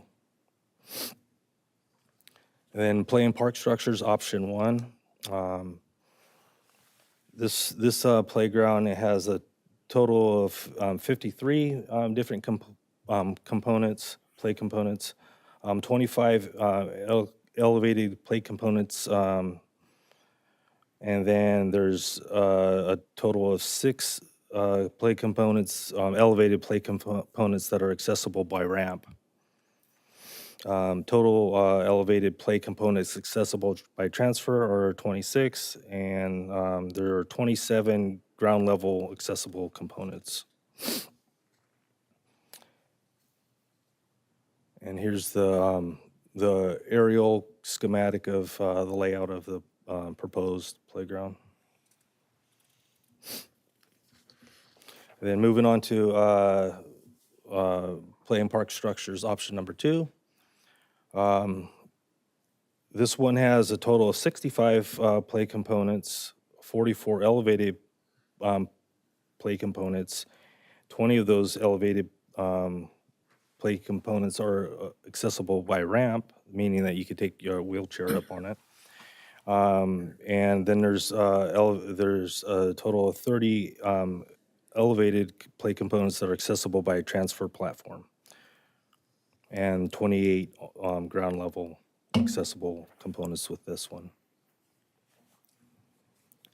And again, here's the schematic layout, playground layout for the space here, aerial view of that.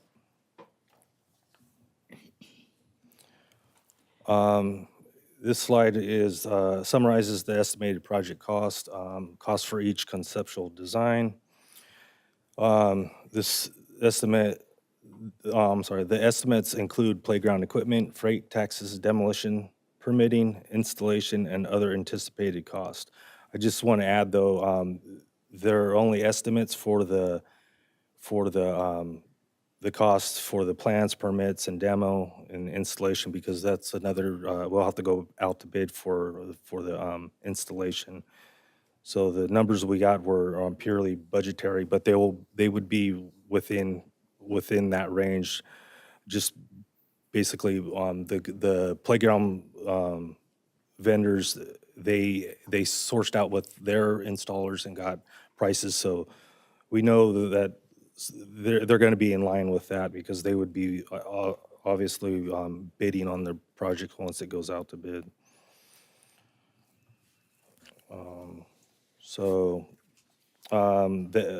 Like I said, the two concepts are currently projected to fall within the approved budget, while one slightly exceeds the budget, and then the other one would require more significant budget to increase additional outside funding, because we had the one that was significantly more. It was about about $70,000 more. Okay. Staff is specifically requesting your feedback on several design elements.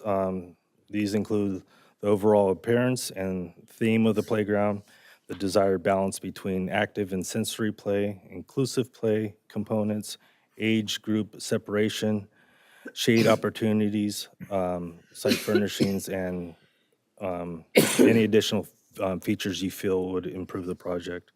Our goal tonight is to understand your priorities, so we can incorporate it with the final design.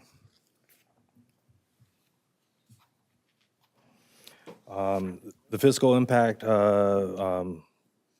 for this budget year, 26-27, the budget includes a total $550,000 for this project, with funding coming from both capital fund and park impact fee fund.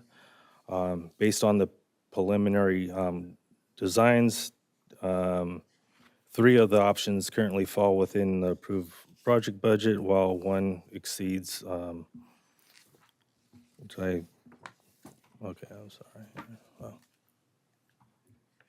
That was the trackpad. Okay, I'll go. Well, one of them exceeds the available funding, and the others remain comfortably within budget. As we continue refining the preferred concept, staff will also pursue supplemental funding opportunities through the Play Core manufacturer sponsored grant programs. So at this time, there's no fiscal impact anticipated. We're just looking for direction, and then we'll bring it back.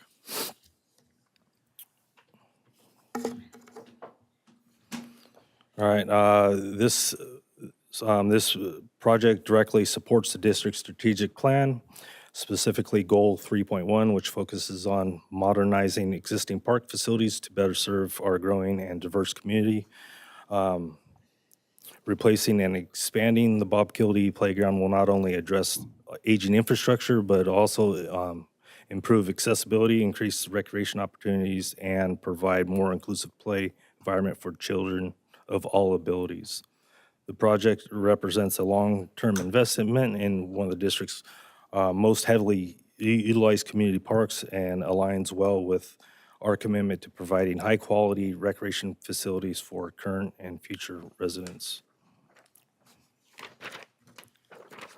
So based on our discussion this evening, staff requests that the board identify the preferred conceptual design and provide any comments regarding features or modifications you would like or incorporated when we bring it back.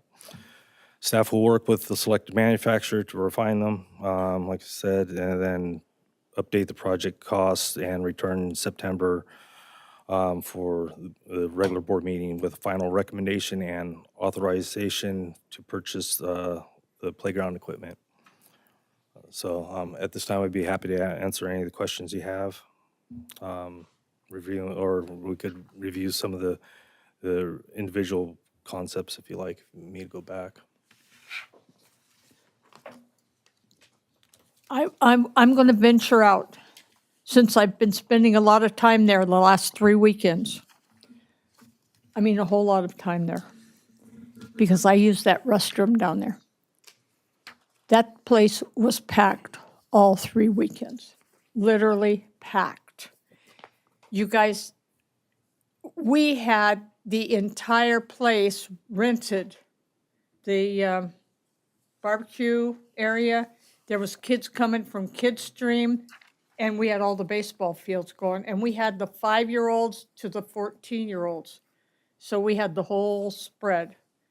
But let me tell you, they need more swings. The kids were looking for something to go round and round and round on. And the parents had no place to sit. So I would suggest some more benches. Yeah, I think the concepts from Play and Park Structures included, I believe it was 2 or 3 benches. Okay. Additional okay. benches there. And I have a personal request. Mhm. Can we get another elevator? Elevator. The toy, Mel Oh. Vinson, the toy, the piece of equipment that the elevator, as my grandson calls it. Well, we could definitely look in to see if they have Right, options. yeah, I was just gonna say, he said, I mentioned something to him that we were going to be looking at possibly redoing that park. And he said, Grandma, could we get another park that has an elevator? He calls it the elevator. So you guys know what I'm talking about. So I think that's a really, I don't know, do your children like that thing? The elevator, yes. Yes, I mean, that is a very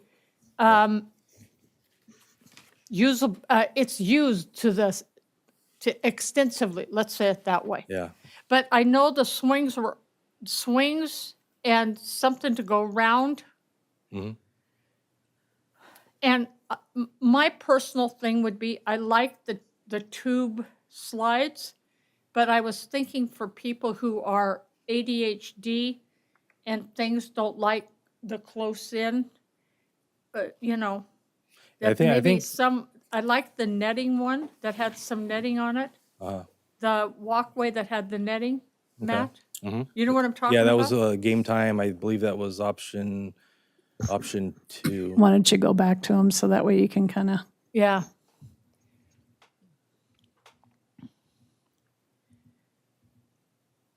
There, that one. Yeah, and I think each of them had different slides. Like there were, Okay. you could see this one has like a tube slide, but it's like half Right, open and right. half not, and then you got some that are just fully open. So yeah, I think it has a little bit for everybody. And I think the cooler colors for that area, I like the red and yellow that we did at Carmenita, but I think maybe go with the softer colors over here. Huh? Yeah. Yeah, oh, I know, but I was just looking at the visual part of it. Yeah, this one's kind of neat too. It also has a really neat tower there that has a lot of playability on it. Kind of reminds me of the old playground. It used to be the metal lighthouse that Oh, you yes, climb I up into, remember and you had the that, yes. metal slide. That's Yeah. So I like the height on that one. That's Matt, my with personal. the park and play structure, option 1 and 2, if I'm reading that correct, it's got both 2 to 5 and 5 to 12. Yeah, and I think game times only had 5 to 12. Okay, I agree. don't know how, Yeah. if that's important that you have Yes, both. I think both, Okay. yeah. Because you have little ones coming from both directions. Mm-hmm. Yeah, I agree.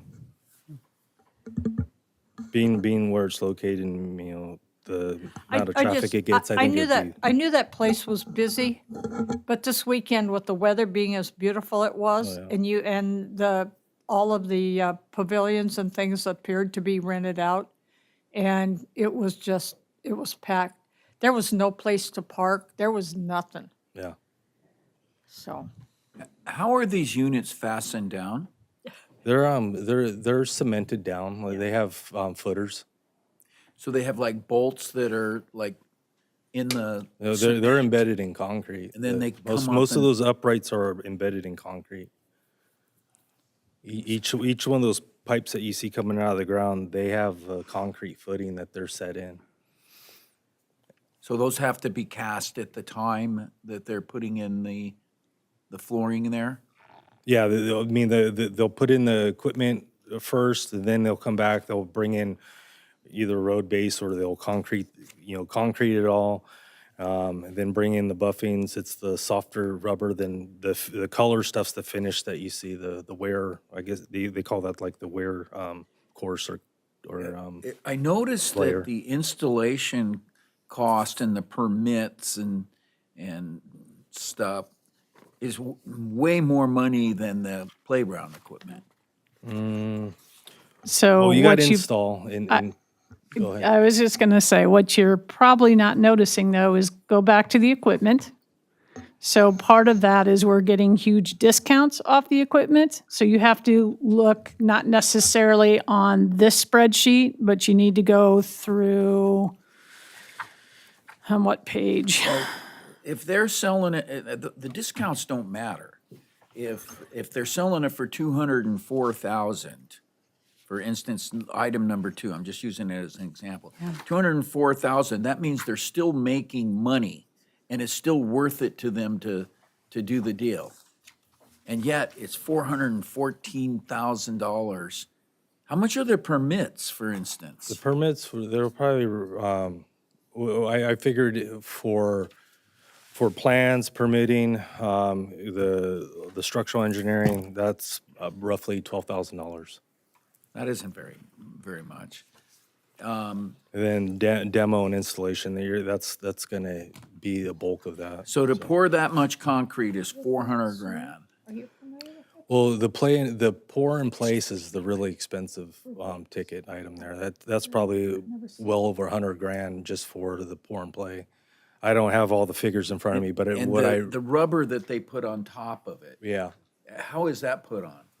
it's crumb rubber. Well, the base of it's like shredded rubber. It has a little more give than the wear course that you see, that has the colors and all the designs. That's crumb rubber, and it's all applied with a binder. They have this adhesive binder that they mix up with it, like in a cement mixer, then they trowel it on there and they get it in there. So is that surface then glued down? It's not poured in place? It's poured in place and troweled, but like I said, it has like a glue that binds it all together. No, So I'm it's just all, trying to figure out, is that something that they mix up and pour and it ends up like that? Or yeah, yeah. They put it out in the patterns they want. They have Okay. like little markers that they make the designs, and then they trowel it in, like almost like they're troweling concrete, but they're I mean, pouring that it just in, then seems they like a trowel it ton out. of money. That's twice as much as we're buying the equipment for. Yeah, but it's for a playground that you want to be really like cater to inclusivity. It's very important because it's harder. I mean, even though that the FIBAR passes by ADA standards, it's not the easiest to transverse cross. I know, So- but isn't it clear that what they're doing is they want to give you a discount on the equipment because that's where they're making a small amount of money, but the money they're really making is on the installation. They're not making the money. We're just buying the equipment from the manufacturer, then we go out to bid for the install. So they're not making money on the, So those numbers aren't solid? not the, what I said is for the installation, those are estimates only. They're good estimates because they're from playground installers that would most likely be bidding on the project. So I'm comfortable with those numbers. However, it still has to go out to bid. It could come in a little higher depending on the cost of materials by that time, or it could be lower just based on the competitive nature of bidding. These contractors bidding against each other. I don't know, but I don't see how it could be more than that. So like for example, if you looked at, I think it was the Play and Park Structures, it might have been option one. It was like $170,000 discount. That was based off, I talked to the rep earlier today, and she said that she already pre-qualified us for the grant. That discount is that grant there that we applied for. So For which one? for Play and Park Structures. Okay. So I mean, they $170,000 off the ticket price is a pretty significant discount. If you think about number two, 618,000, you could buy a house in town for that. Well, you remember how much it costs to build to put up Yeah. Locker Park, and that one didn't even have pour in place. That was flat work that we had to do there for the concrete, the ADA, and just safety. And then we chose to do the FIBAR there just to help cushion the budget. But because that would have been probably close. I think they figured out it would be close to $150,000 just for pour and play at Locker Park. So that's the expensive. I'm just wondering if all these contractors just see us coming. Well, we got to public pay works. prevailing wage, so that's always something we have to contend with. It's not the same as like if I were to hire a contractor at my house. So Yeah. unfortunate, Yeah. but it's the reality of it. And two, don't they do insurance? Yeah. Yeah. I mean, these playground companies take on a big liability for litigation lawsuits and all that stuff. So part of that, the inflated price on those structures is a lot of that. I'm sure they bake that into the cost of their equipment. And Matt, thank you very much for the presentation. I'm assuming that all four options, they're using the pour-in rubber surface? Okay. Yeah, if you look at the quote, it'll be labeled identified as PIP. They have some other term there, like a trade name, but it's the bigger number that's Yeah. on the installation part. Perfect. And one of the things that I like seeing was the age separating playground area. So as we all know, the bigger kids will run around and be a lot more pushy and all that stuff than the younger kids. And if my memory serves me correctly, the park and play or the play and park were the only two that had that separation. Yes. So I would be in favor of choosing one of those two options because of that age separation, so that the big kids and the smaller kids aren't running into each other, hurting each other. If the other board members are in agreement with that, maybe we can concentrate on just option 1 and option 2 of the play and park options. And I like the idea of having the 2 different age groups, not just one age group, so, yeah. Well, one of them is over our budget. Yeah. The And if 618,000 you is like 70,000 over our budget. Yeah, and if you That's game like time. that, So that's game time. That's not one that Director Schlangen just talked about. Okay. Does the demographic there tend to lean older? Or is it pretty mixed? I know Director Magner said that it, I think primarily it's probably you're going to see more 5 to 12, but there are, it gets used by a lot of young kids, the 2 to 5. yeah. Yeah. So it is. And it is we spread have out. Kids Stream, and Yeah. they have a new playground, but it doesn't have all the fun stuff that you Yeah. know, some of our playgrounds even have. I mean, it looks cool, but it's, I think they will get tired of it And pretty quick. isn't that for littler kids too? Didn't I hear it was for younger children? I'm not sure. I was what only reading reviews, It so. probably was. It probably is. Yeah. Because I don't believe they have any swings or anything like that, See, that's, yeah. or anything that has really any height to climb. So they're gonna, after visiting there, they are definitely gonna walk over and use our park, I'm sure. Has there been any feedback overall in the park as to what people would like to see, or they wish that this was there? I know the swings was one element. I know everybody likes the spinning thing, so I know that option 1 from Play and Park, that's included there. And I know that the second option there, it looks like there's almost like a tire sort of style of a swing. Yeah, I believe so. I believe there was a couple different rotating Yeah. components. So of that I one. felt like that was an important element to keep. And then definitely more swings, as noted. But I'm wondering with the belt swings, I don't know if there's something nostalgic about that, if that's why I'm drawn to it. But also knowing that it reduces the capacity because there's the dual use ones. And so just curious on. There's a couple different bays, I believe, with that Yeah. that swing. So there could be an opportunity to probably include belt and the shared swings or the Yes. mommy and me swings. Yeah. So I could bring back a couple different options for the swings if that's what you like to see. Yeah, and I do like the ramps up to the entryways. Yeah, they would be similar to what we have over at Arneal Ranch. Yeah, okay. And then that little spinner, I think it was on option 1. One. Yeah. That's in the center of the playground. That's similar to the one at Arneal. It's kind of subgrade, and then the mechanism part of it with the platform being right at. And I don't have any little children anymore, but the subgrade ones, does that work pretty good?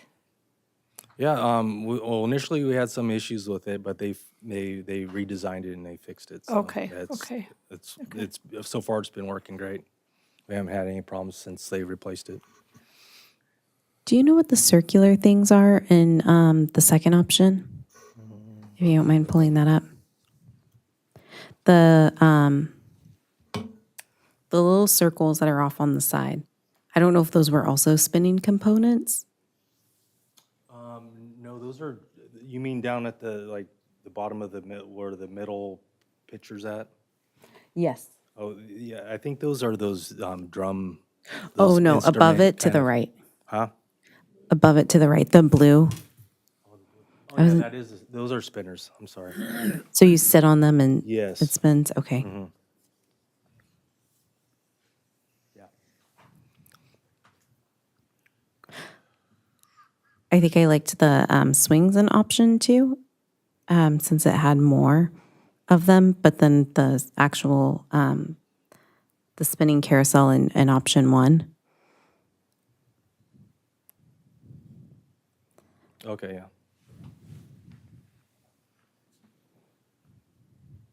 I think the swings may be similar. It's just the orientation It of the doesn't have pitcher. that, the wheel one, the like Oh, tire type. okay. Those swings are really small.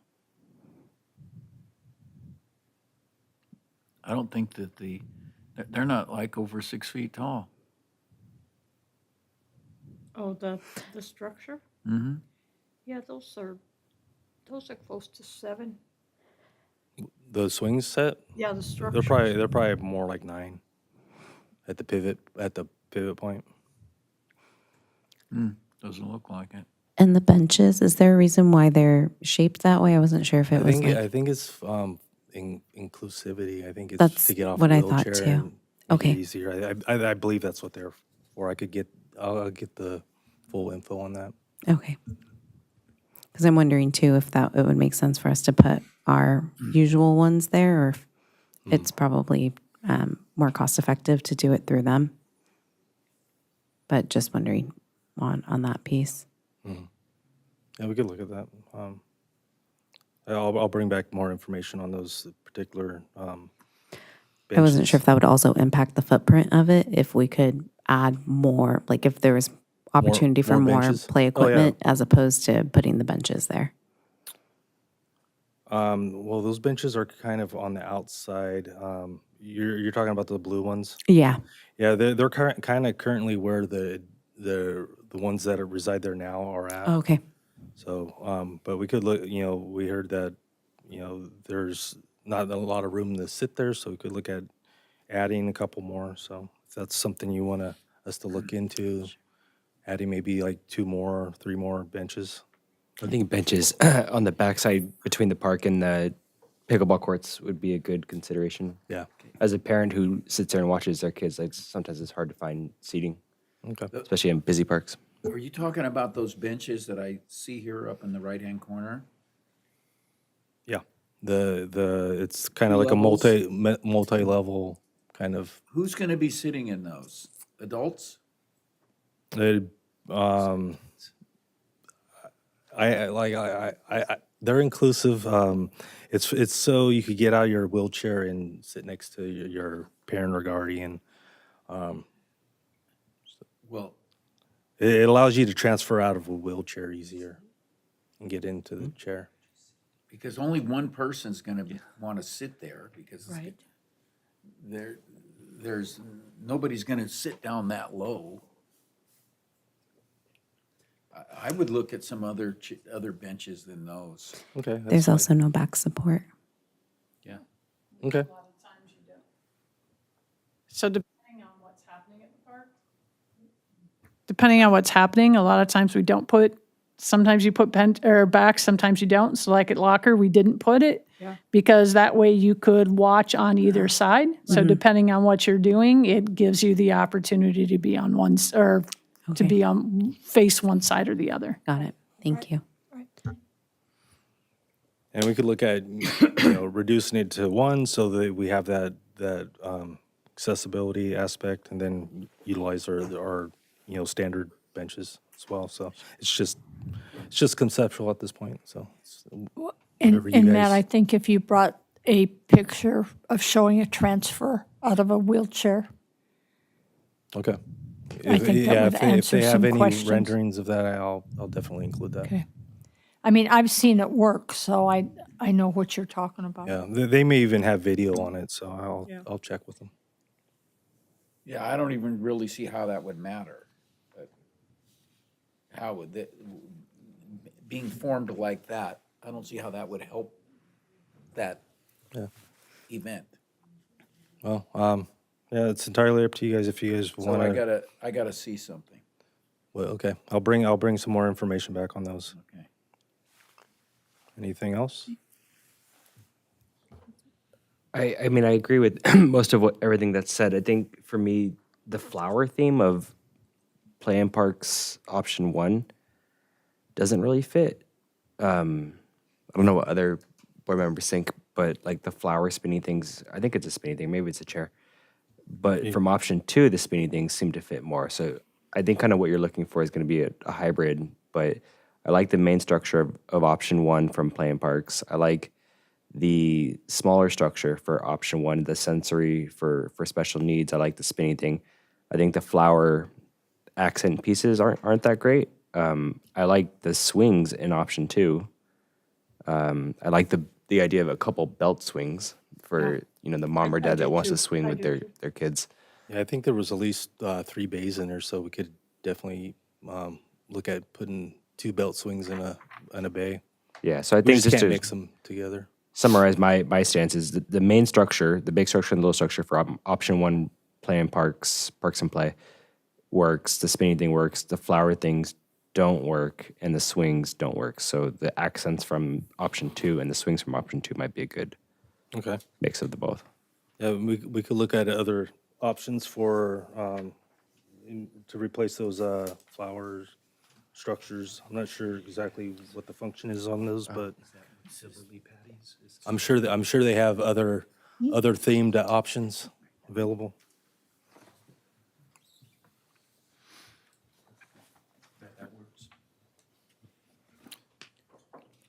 Okay. So are we set? Yeah, I think so. So I'll bring back Okay. the recommendations, and then we'll see you in September. Thank you, Matt. Thank you. Who's on the last item?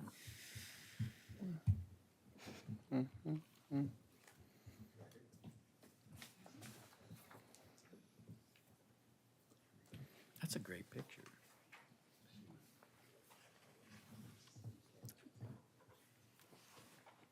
Alrighty. Good evening, Chair Kelly and directors of the board.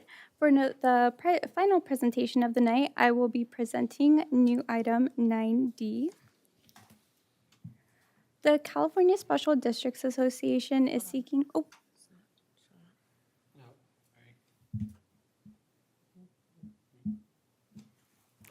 The California Special Districts Association is seeking special district board members or their general managers for the CSDA Board of Directors Coastal Network Seat C for the 2027 to 2029 term.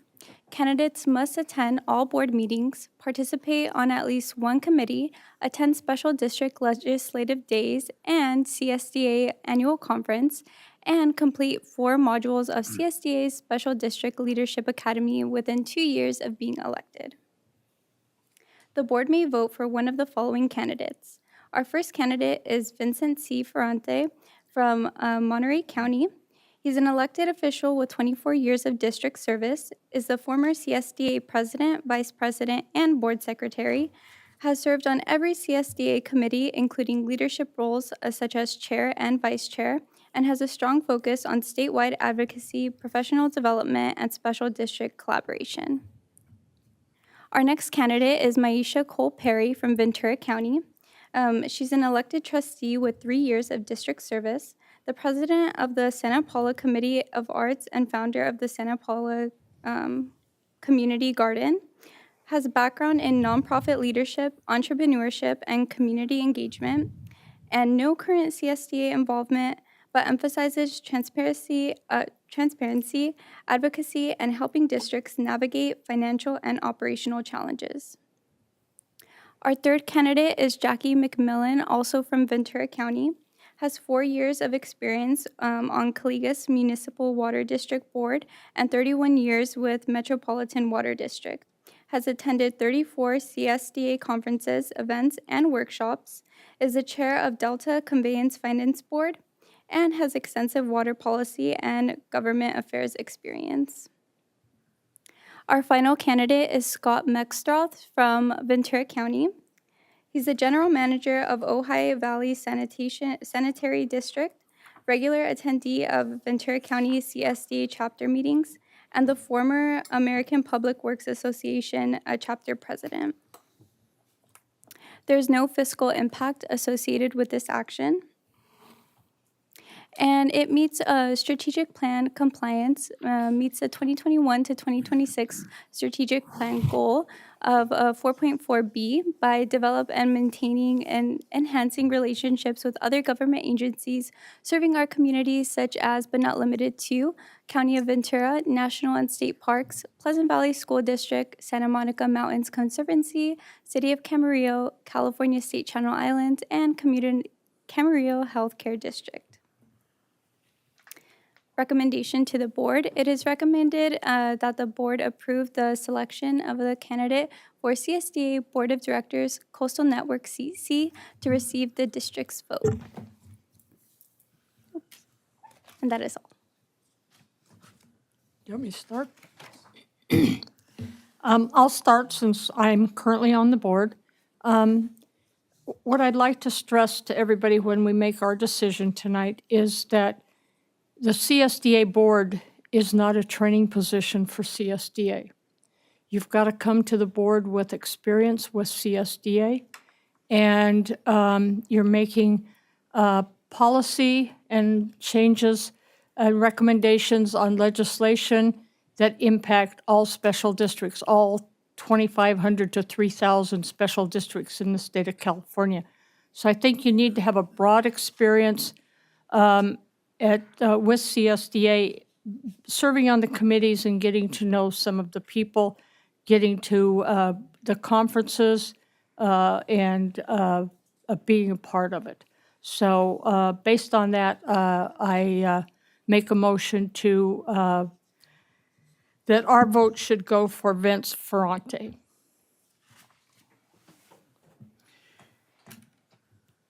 Any discussion? Motion? I'll make a motion for Vince. All second. Director Magner, Aye. Director Schlangen, Yes. Director Fernandez, Yes. Director Dransfeld, Yes. Chair Kelly. Yes.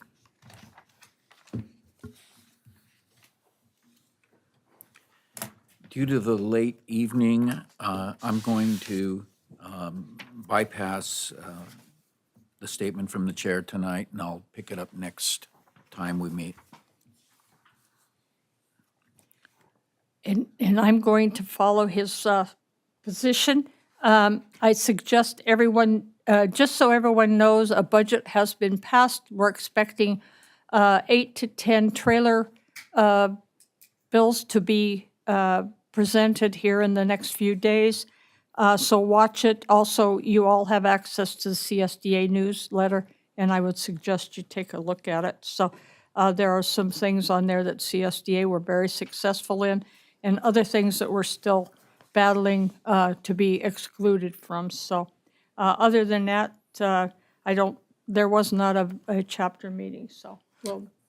Was there anything on the rail? On what? On the rail?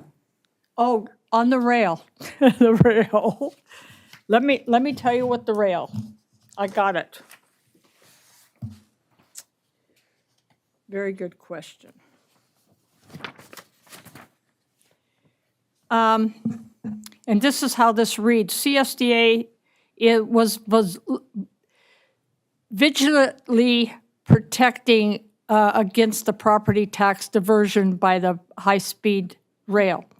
Along with our local partners, local government partners, we expressed opposition to specific elements of the business plan because that's what they had presented.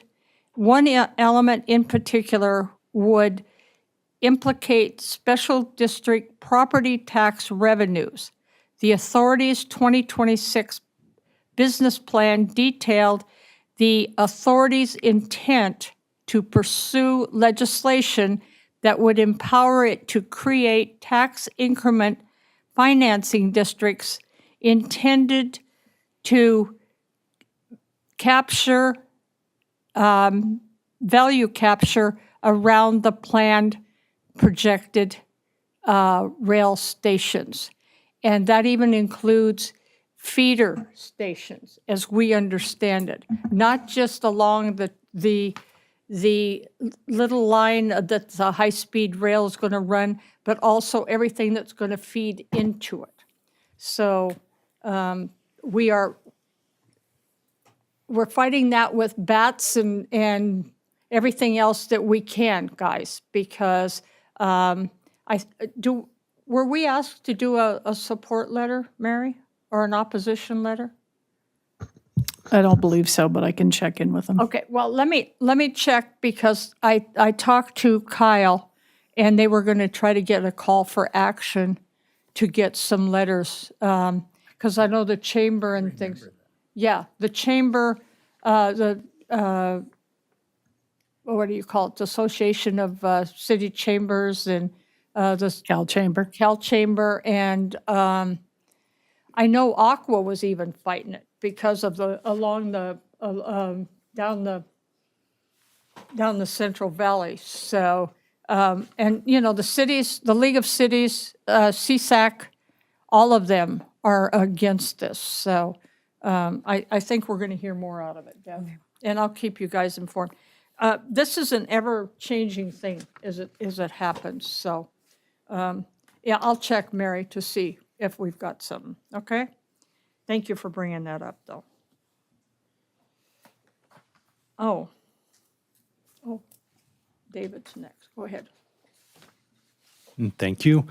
On June 15th, I did attend the Santa Monica Mountains Conservancy meeting, and at that meeting, we approved Proposition 4 funds to the Descano Gardens Environmental Resilience Water Project, as well as the Tree People for vegetation removal on the Betty B. Deering Trail.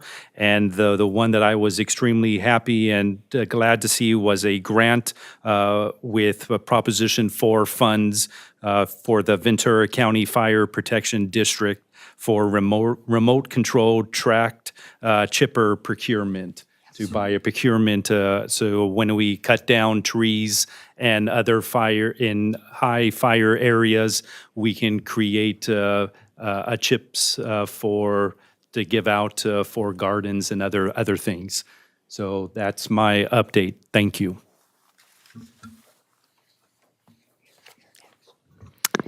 For finance, our last meeting was on Wednesday, June 17th, where we went over the May financials and the fiscal year 25-26 fiscal earnings report. That report's also included in the consent agenda under financial reports. And we continued our discussion regarding CSO fee rates. 2 CSOs were represented, ASO and the Eagles. Our next meeting will take place on Wednesday, July 15th at 3 p.m. in room 6, which will help accommodate if there's other organizations that are able to attend, which we highly encourage. As of June 10th, 2026, our total cash report is just above $27 million. The year prior is $24.7 million, restricted $9.9 million, semi-restricted about $7 million, and unrestricted just about $10 million. In comparison to the year prior, the cash report balance is up by $2,429,291.80. For investment class rates for May, class is down by 0.01%. Ventura County Pool is down 0.02%, and there was no change for LAIF. For the investment quarterly report, the total for the fourth quarter, not including June, is $115,996.57 for a total of $784,191.92 for the 25-26 fiscal year. It's not noted on there, but we also had a Healthy Camarillo meeting, and it was our initiative kickoff meeting. It took place here at the city, and it was with our first official meeting with Chapman Consulting, and they identified needs for the 2025 Community Health Needs Assessment, our behavioral health, women's health, older adults health, and the Ventura County Community Health Improvement Collaborative, VCCHIC, the principles of access to care, care navigation, and health equity will be embedded as goals and strategies in all 3 priority areas. These are where the initiative will focus on, and the committee is identifying potential stakeholders to interview to be further engaged as part of the Healthy Camarillo initiative. And later on, there will be community input sessions that we will make sure to provide more information as it's available. The policy committee met on June 16th, and we continued with our reviewing of Ordinance 8, and we'll keep, that'll move on to the next month, so nothing to bring to the board yet. And on June 17th, I attended the foundation for the Pleasant Valley Rec and Park, and we're concentrating solely right now on the Amazing Race, which will be occurring on October 3rd. The foundation has set the parks that are going to be used and the activities at the park. Right now, we are concentrating on getting the word out to local businesses and individuals about the Amazing Race for them to help sponsor it, as well as to the general public as a whole to sign up as our registration website is now available. Again, it's going to occur on Saturday, October 3rd between 8 and 1 p.m. with a VIP party afterwards. So hopefully if you can go to the foundation website, you can see the registration and hopefully sign up for that. Thank you.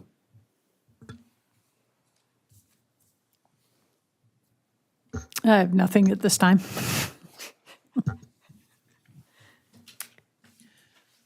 Board members? For board members? don't have anything, do they?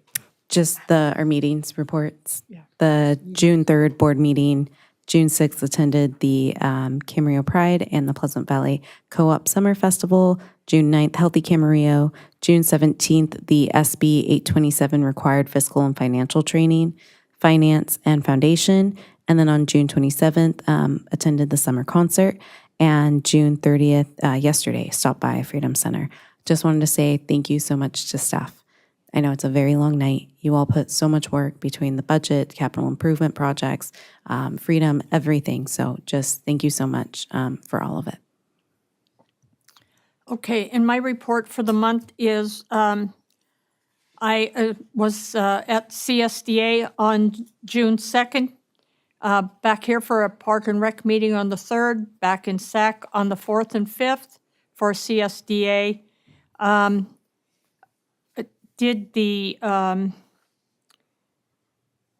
traveled back to Sacramento, it looks like on the 11th and 12th for legislative meeting, policy meeting on the 16th, finance on the 17th. Also, I completed my mandatory fiscal training, and that was all except spending a lot of time on the phone with CSDA, so doing my usual stuff. So thank you. And last Saturday, I attended the first concert in the park. Staff, you did a great job putting that on, and I'm looking forward to the next one, which will be on Saturday, July 11th. So hopefully, if the community is available, you'll come out and enjoy a great evening with great weather here in Camarillo, listening to some great music. Again, that's Saturday, July 11th. I also just wanted to thank staff for all your hard work in making sure that our parks here in the city are as beautiful as they are. And I wanted to wish staff, all the directors up here, and everyone watching in Camarillo here a happy and safe 4th of July. Thank you. Nothing else to add. Thank you so much, staff. Kids, I'll be home soon. Meeting is adjourned.